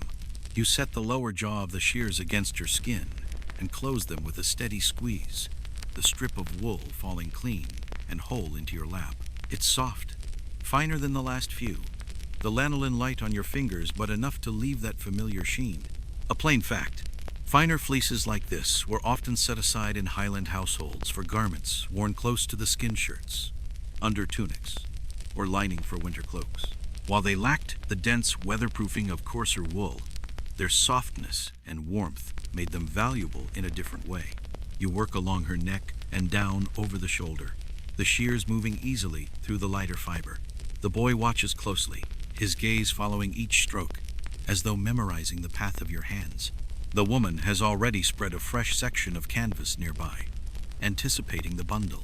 The dog's eyes half close, but his ears stay forward, reading the rest of the flock without looking at them. A fringe habit you've seen in some places. A shearer might pluck a small tuft from the finest fleece of the day, and rub it between their palms, letting the lanolin coat their skin as a softener. They claim it keeps the hands from cracking in the weeks after shearing, when the work of spinning and weaving begins. You've done it yourself, though never as ceremony, only as a quiet, practical pause. Historians still argue whether households in your century dyed wool before spinning or worked it natural into yarn. Some records speak of dyeing raw fleece in large vats. Others show weaving done in natural shades with dye applied after. Here, in the hills, you've seen both, but more often. The fleece keeps the color it was born with, becoming cloth that looks as much a part of the land as the heather. The belly wool on this ewe is short and downy, and you take it in careful, small cuts, the shears barely skimming the skin. She doesn't stir, her breathing steady, her head still resting against your leg. You roll her slightly to reach the breech, where the wool thickens again, the fibers longer and rougher from weather and movement. The shears pass cleanly, the sound low and even. When the last strip comes free, you gather the fleece into your lap. It's light in weight, but full in volume, the folds soft and springy under your hands. You roll it skin side in, tips out, and hand it to the woman, who ties it with a gentle pull of the twine and sets it on the separate canvas with the other fine fleeces from earlier in the day. The ewe stands slowly, pausing for a moment before she shakes herself. Her coat is now sleek and close, her outline sharper against the pen. She walks back to the flock with no sign of hurry, disappearing into the shifting press of bodies and wool. You glance at the stacks under canvas. They've grown taller and neater, the work of the day visible in their shape. The light has shifted, a little brighter now, as the clouds thin and the air carries the faint smell of drying grass. The next sheep waits in the lane, and you reach for her without needing to think, your hands and the rhythm moving together. The ewe in the lane now is a heavier one, broad in the shoulders and slow in her step. She pauses midway, lowering her head as though weighing the wisdom of continuing. The dog lifts his chin, gives her a single look, and the question in her stance dissolves. She moves forward. You meet her just short of the stool, resting your palm along her side before easing her into position. Her legs fold with a small shift of resistance, but once she's settled in your lap, the stillness comes quickly. Her fleece is dense, the fibers tightly crimped and holding the faint smell of peat smoke, perhaps from rubbing against stored fodder near a hearth over the winter. You part the wool at her throat and find the rise a little tighter than the lighter fleeces you've handled today, but clean enough to give a confident first cut. The shears close slowly, the strip peeling away and curling back toward your knee. A plain fact, fleece that carries the scent of smoke often comes from sheep kept closer to dwellings through the harsher months, where fodder is stored in low sheds or near open hearths. Some say the smell lingers in the spun yarn, giving the cloth a faint reminder of winter, even when worn in summer. You work down her shoulder, the shears moving in steady arcs, pausing often to clear the blades where lanolin builds thick. The wool here is heavier than most, and the cut requires a touch more pressure. The boy comes closer, hands ready to gather the strips before they can fall to the damp earth. The woman shifts one of the stones holding the canvas so it's closer to your reach. A fringe habit you've seen in older shearers. When working dense wool, they'll make a single light cut down the spine before the main shearing, claiming it loosens the coat and makes the rest of the work fall away easier. You've tried it in the past and found it no faster, but perhaps the real value is in giving the hands a small map to follow. Historians still argue whether sheep with particularly heavy coats were sheared first in the season to lighten their load or last to let them keep the warmth as long as possible. Some accounts hint at both practices, the choice depending on the year's weather. This year, the season has been mild, and the work has no strict order beyond the convenience of the pen.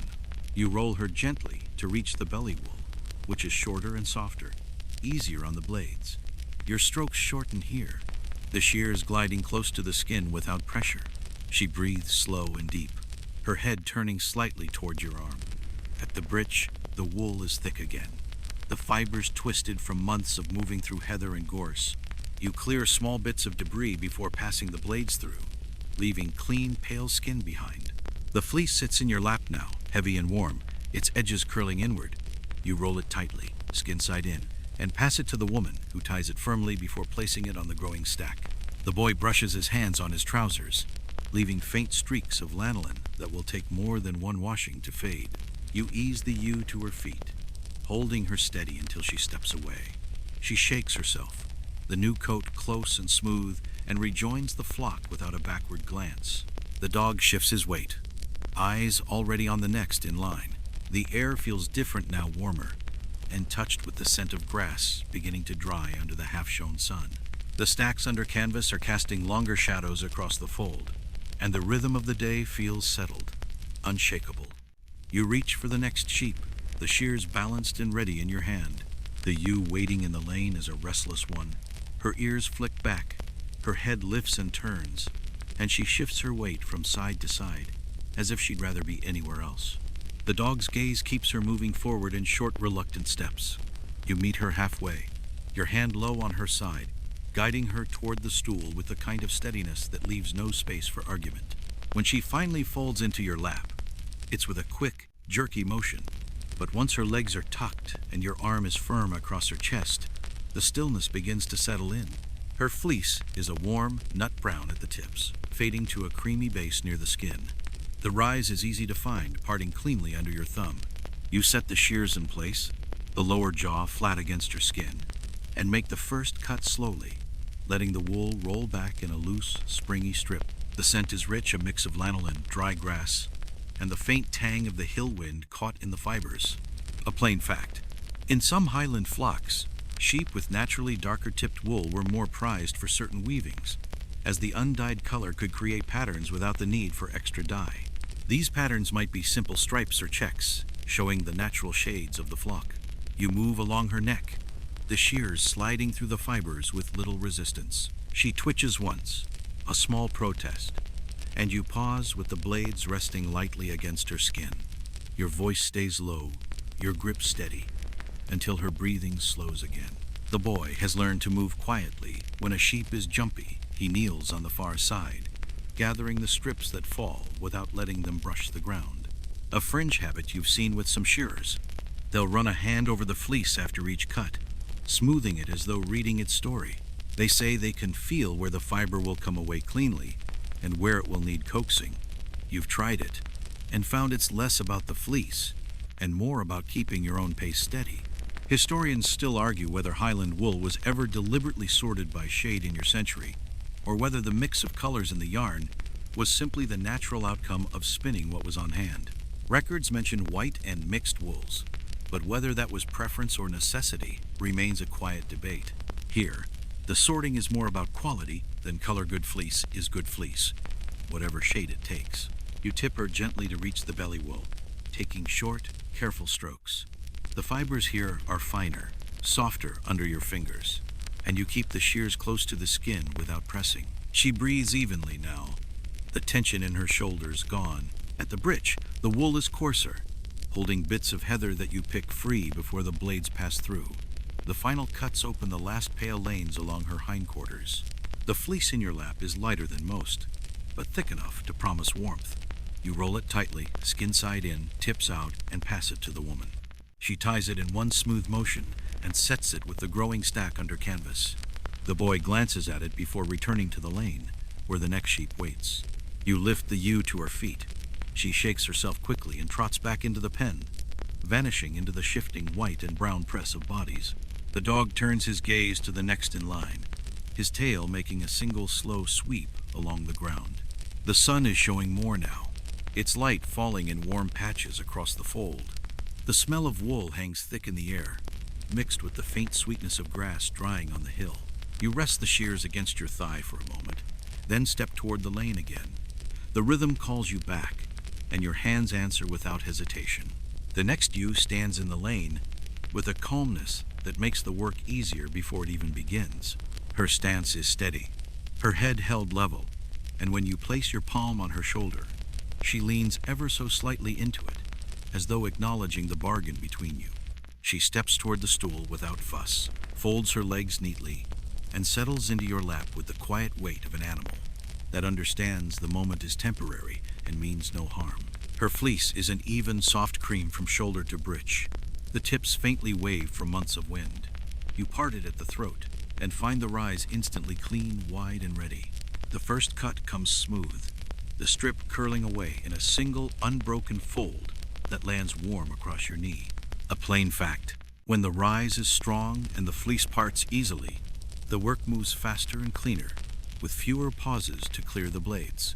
In seasons when the rise comes late, shearers must wait or risk tugging at fibers that cling too stubbornly, causing discomfort to both sheep and hands. You work down the neck and over the shoulder in long, deliberate runs. The lanolin is light here, enough to keep the fibers supple, but not enough to coat your fingers heavily. The woman glances over, seeing the fleece's quality, and gestures for the boy to bring a clean patch of canvas.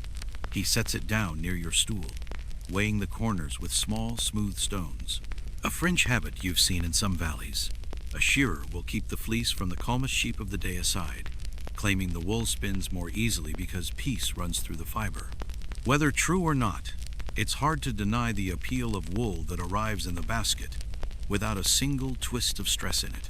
Historians still argue whether Highland fleece of this quality was ever sold raw to the south or always spun locally before trade.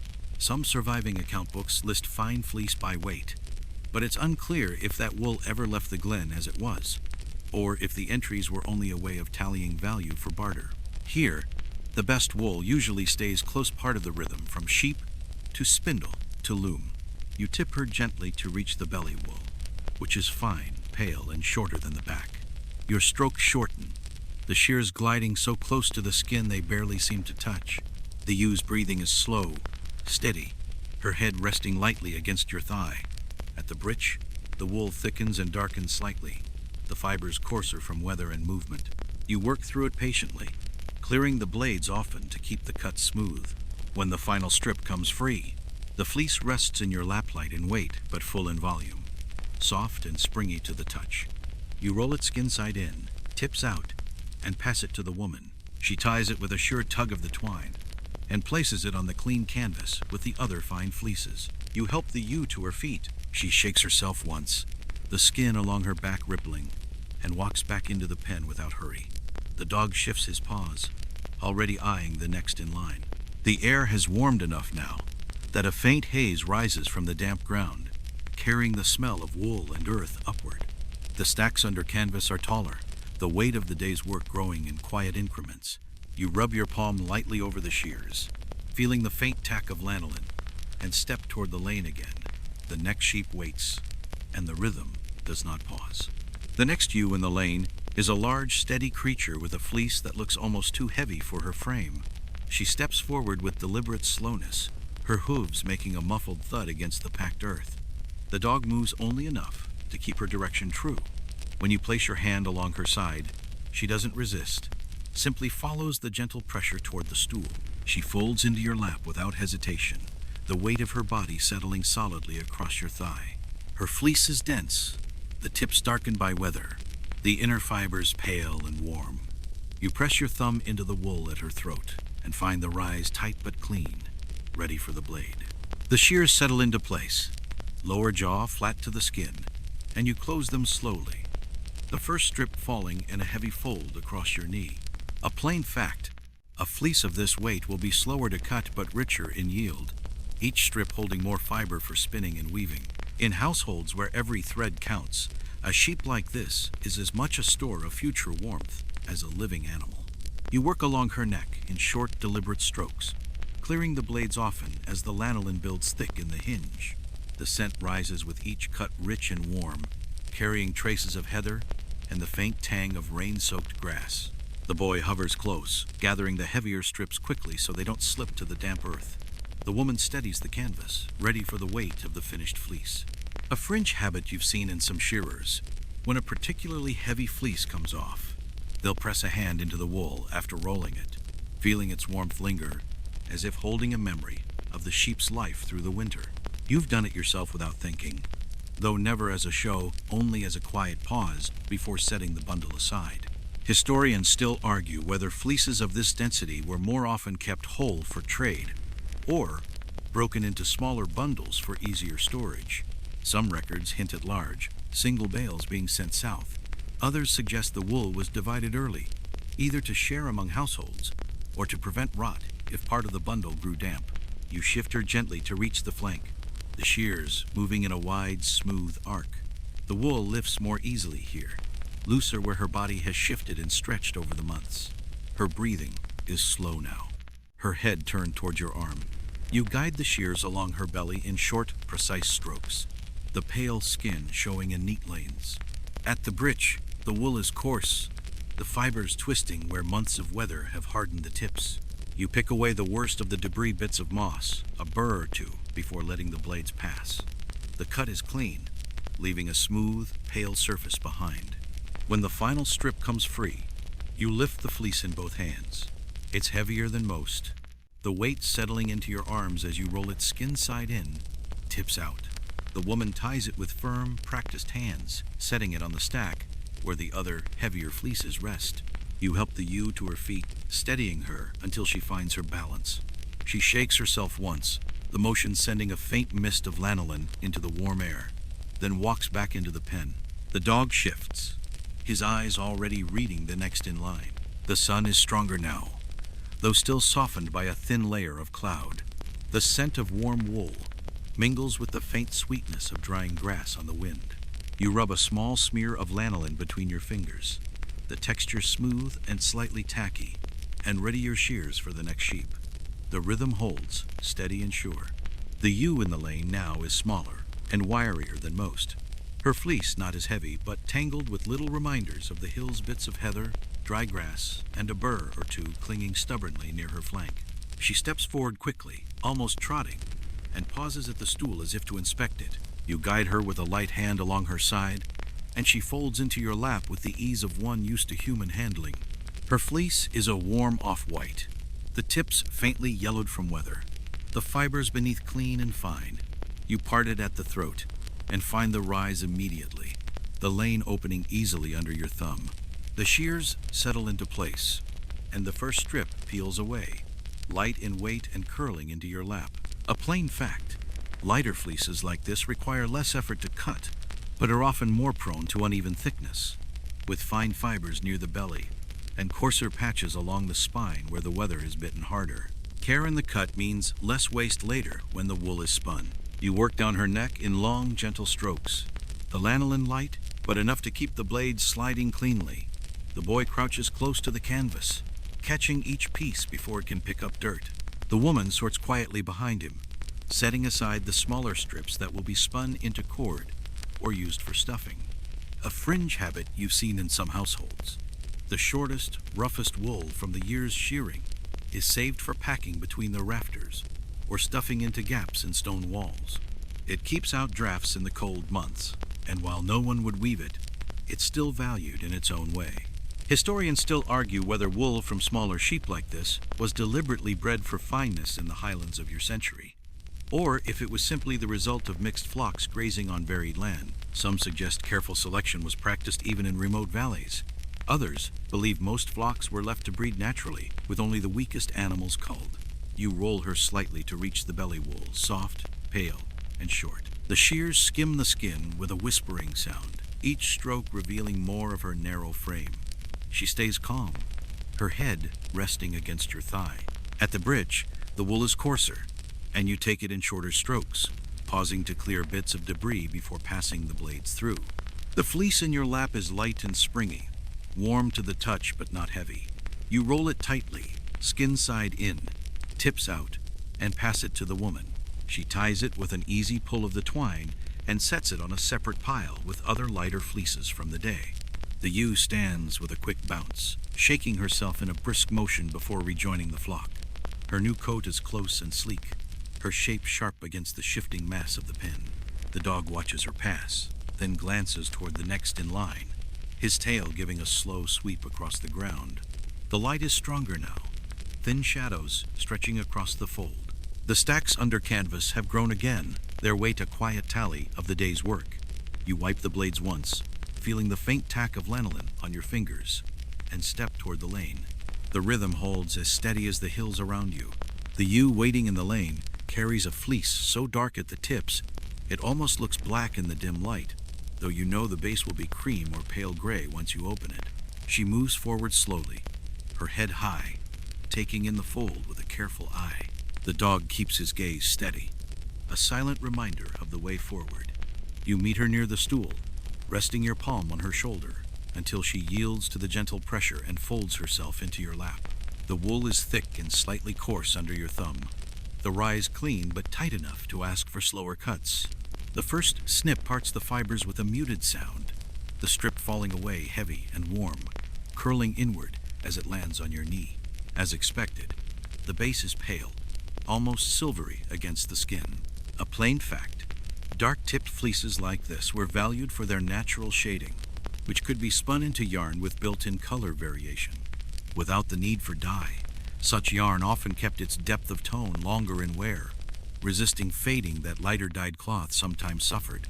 You work along her neck in short, deliberate strokes, the lanolin thicker here, coating your fingertips. The boy kneels at your side, quick to gather the heavier strips before they touch the ground. The woman shifts one of the canvas weights, the stone making a soft scrape as it settles into place. A fringe habit you've seen among older shearers. When working with a dark-tipped fleece, they'll set aside a handful from the britch to be spun into cord for tying bundles. They say the darker cord is easier to see against pale wool, saving time when sorting later. Whether practical or just a habit, it has its logic. Historians still argue whether natural colored yarns like these were more common in Highland weaving than fully dyed cloth during your century. Some point to preserved fragments that show undyed patterns. Others insist these were exceptions, with dyeing being more widespread than the surviving evidence suggests. Here, you've seen plenty of garments where the earth's own palette was left untouched. You roll the ewe gently to reach the belly wool shorter, finer, and lighter in color than the rest. The shears skim cleanly along her skin, each stroke revealing the narrow line of her ribs beneath. She stays calm, the rise of her breathing steady under your arm. At the britch, the wool is dense and weathered, with a few stubborn burrs that you pluck away before making the final cuts. The fleece in your lap is heavy and richly colored, the pale base showing only at the rolled edges. You wrap it skin side in, tips out, and pass it to the woman. She ties it firmly and sets it apart from the lighter fleeces, marking it in her mind for spinning that will keep its natural shading. The ewe rises without rush, shaking her head once before stepping back into the pen. The dog watches her return, then glances toward the next in line. The air in the fold is warmer now, the sun working through the thin clouds, carrying with it the mingled scents of wool, grass, and drying earth. You wipe your palms against your trousers, the faint tack of lanolin still clinging, and rest the shears across your knee for a moment. The next sheep is already shifting in the lane, the rhythm ready to begin again without pause. The ewe in the lane now is an older one, her horns small but curved enough to show her years. She moves with a deliberate pace, as if measuring each step before taking it. The dog gives her space, knowing she will come forward without prodding. You meet her near the stool, your palm resting lightly on her side. She hesitates for a moment, then folds her legs and settles into your lap with a deep, quiet breath. Her fleece is long and somewhat loose, the tips faded by sun and weather to a pale straw color. You part the wool at her throat and find the rise broad and soft, the fibers almost parting themselves. The first cut slides through easily, the strip falling across your knee in a light, springy curve. A plain fact, older sheep often grow fleece that is slightly coarser than in their younger years, though the yield can still be generous. In some households, this wool is set aside for sturdier fabrics, blankets, outer garments, or sacks, rather than the finer work reserved for softer fibers. You move along her neck in long, smooth strokes, pausing now and then to clear the blades of lanolin and bits of grass. The boy gathers the strips in neat handfuls, setting them on the canvas. The woman glances over, nodding at the ease with which the wool is coming away. A fringe habit you've noticed among certain shearers. They'll hum softly while working with older sheep, claiming the steady sound helps keep the animal calm. Whether it's the sound or the even rhythm of the work is uncertain, but the effect is often real enough.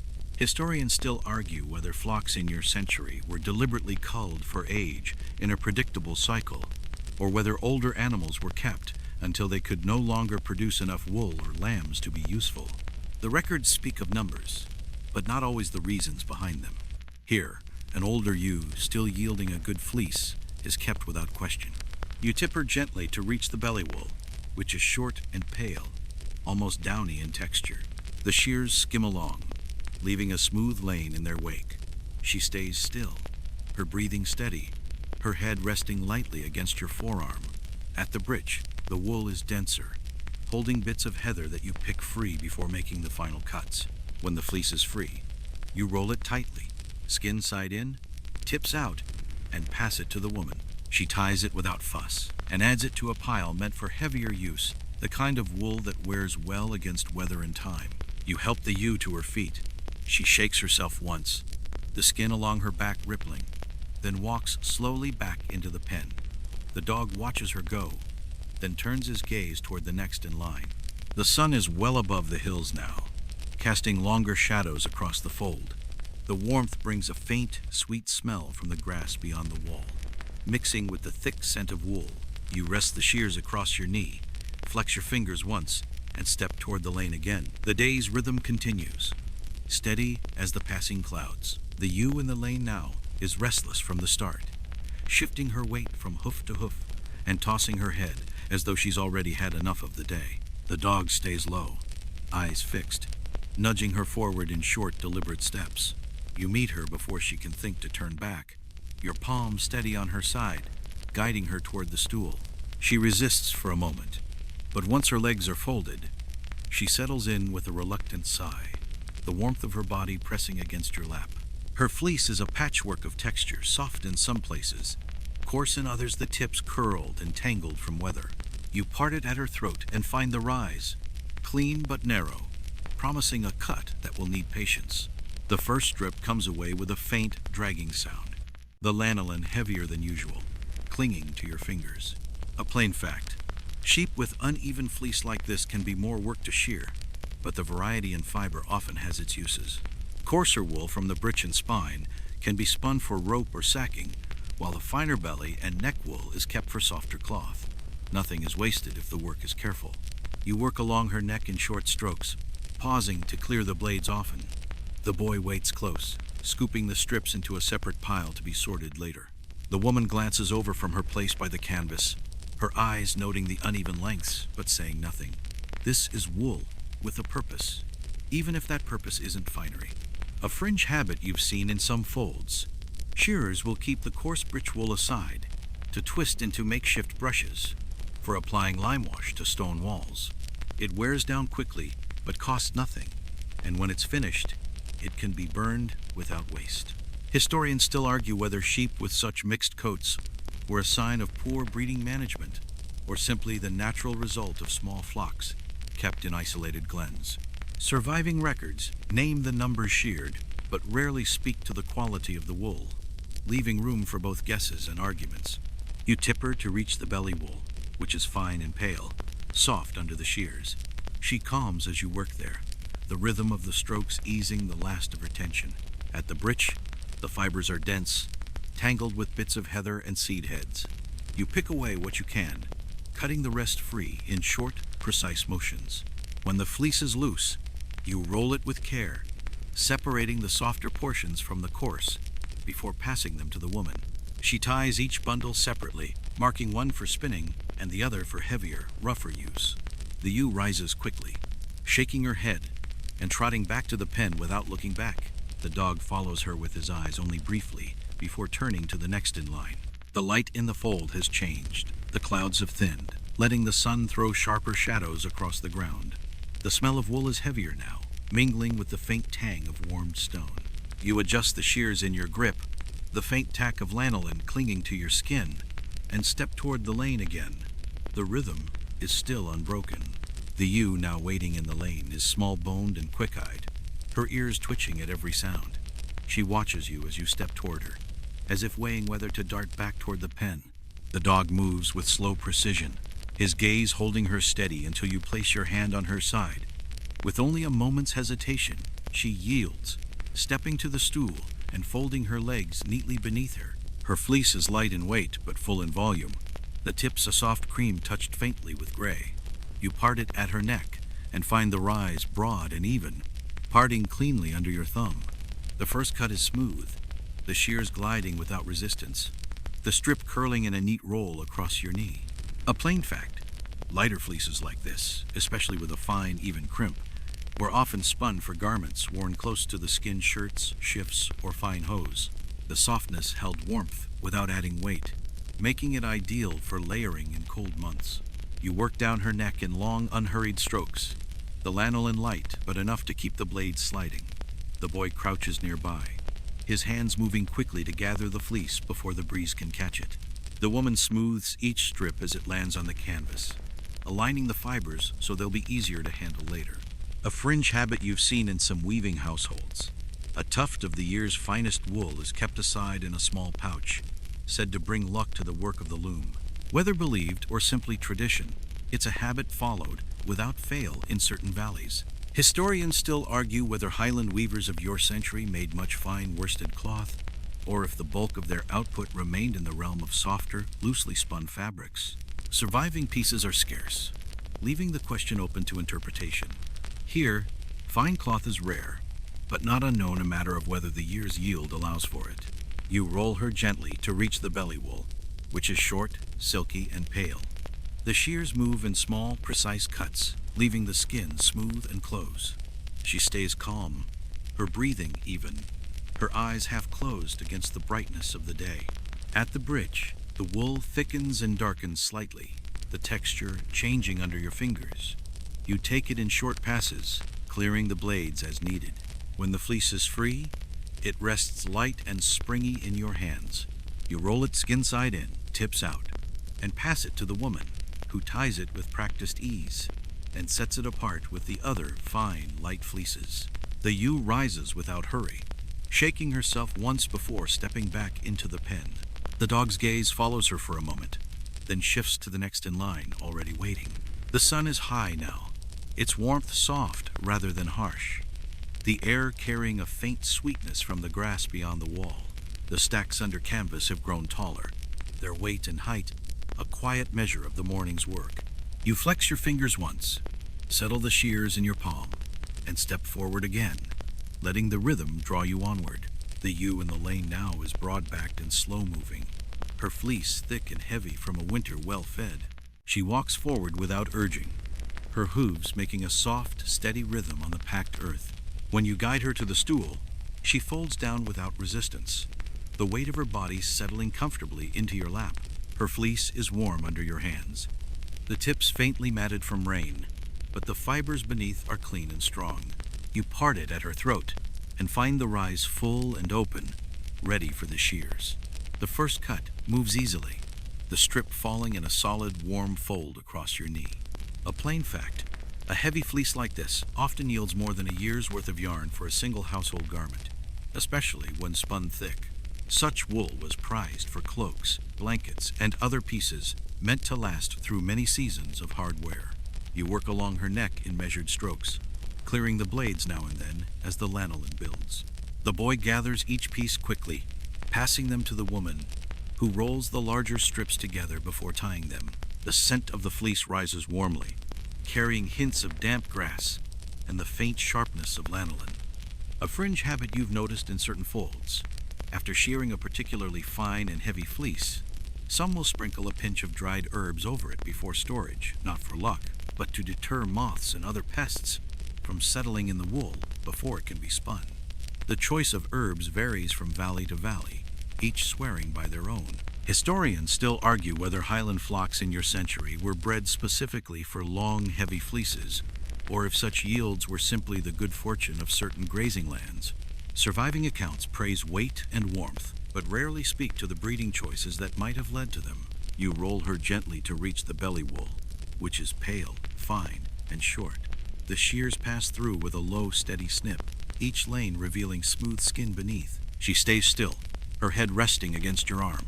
At the britch, the wool is thick and weathered, the tips slightly twisted. You work through it patiently, clearing small bits of heather before making the final cuts. When the fleece is free, it fills your lap completely. You roll it tightly, skin side in, tips out, and pass it to the woman, who ties it with a length of twine and adds it to the stack for the heaviest, most valuable fleeces. The ewe rises slowly, pausing to shake herself once before returning to the pen. The dog steps back to let her pass, then shifts his gaze toward the final sheep of the day's work. The light has grown steady and warm, shadows sharp along the fold, The stacks under canvas lean slightly with their own weight, and the air smells thick with lanolin and trampled grass. You stretch your fingers once, the faint tack of the work still clinging, and prepare for the last in the lane. The last ewe in the lane stands quietly, her head lowered as though she's already resigned to the work. The dog gives her no more than a glance, and she steps forward on her own, her hooves whispering against the packed earth. You meet her halfway, resting your palm lightly along her shoulder, and guide her to the stool. She folds her legs without hesitation, settling into your lap with the calm of one who's been here many times before. Her fleece is a soft gray at the tips, shading lighter toward the base. You part it at her throat and find the rise even and generous, the fibers parting cleanly under your thumb. The shears close with a smooth snip, the first strip falling in a long, curling ribbon into your lap. A plain fact: gray fleeces like this were valued for their natural tones, which could be spun into yarn that resisted showing dirt and wear. Such wool often found its way into work garments, where practicality outweighed the desire for bright colors. You work down her neck in long, steady strokes, the lanolin moderate, keeping the blades gliding without drag. The boy gathers each strip and passes it to the woman, who rolls them carefully into a neat bundle. The scent of the fleece is mild, carrying only the faintest trace of the open hill where she's grazed. A fringe habit you've seen among some families. They'll keep a tuft of gray wool from the final sheep of the season and hang it above the hearth, believing it will keep away ill luck from the flock until the next shearing. Whether belief or tradition, it's a gesture often made without comment, as natural as tying a knot in twine. Historians still argue whether such traditions had deeper ritual meaning in your century, or if they were simply customs carried forward without thought. Written records rarely note them, yet they persist quietly in the folds and farms you've known. You tip her gently to reach the belly wool soft, pale, and fine, and the shears skim through with barely a sound. She stays perfectly still, her breathing slow and even. At the bridge, the wool thickens slightly, the tips darker, holding a few tiny burrs you pluck away before the final cuts. When the fleece comes free, it rests light and warm in your hands. You roll it skin side in, tips out, and pass it to the woman. She ties it and sets it atop the last pile, her hands lingering for a moment on the neat stack. The ewe rises slowly, shakes herself once, and walks back to the pen. The dog watches her go, then lies down in the lane, his work done. The fold is quiet now, save for the low murmur of sheep settling and the soft flap of canvas in the breeze. The stacks of fleeces stand like small silent hills, each one holding the warmth and work of the season. You rest the shears on your knee for the last time today, the smell of wool and lanolin still clinging to your skin, and let the rhythm finally slow. The work is finished, yet the air in the fold still holds the weight of the day. The scent of wool lingers, warm and faintly sharp, mixed with the dry sweetness of the trampled grass. The canvas sheets over the fleece stacks move only slightly now, the light breeze carrying the slow rustle of fabric against wool. You sit for a moment longer on the low stool, shears resting loosely in your hand, the warmth of the handle still pressed into your palm. Beyond the stone wall, the hills curve gently into the distance, their slopes washed in the pale gold of the late sun. A crow calls once from the far field, the sound clear and unhurried. The sheep in the pen shift and settle, some lying down, others standing quietly in small groups. Their freshly shorn backs gleam in the light, the skin close and clean, the ridges of bone and muscle more visible now, without the weight of fleece. They breathe in slow, even rhythm, the kind of stillness that comes only after work well done. The dog remains near the gate, his head resting on his paws, eyes half closed but still watchful. The boy has taken the last bundle to the woman, who ties it with the same quiet care she's given every fleece today. Her hands move with a rhythm all their own, as much a part of this place as the sound of the wind over stone. You let your gaze rest on the stacks one last time. Each roll of wool is a small measure of the season, a memory of the hill, the weather, and the quiet skill of the shearing. The light fades gently, and the fold settles into calm, the day complete. We hope this slow day at an old trade has been a peaceful escape. If you found it comforting, you may like, share, or leave a thoughtful note. And you can subscribe, so you'll be with us for the next quiet craft from the past. End of script. Sweet dreams.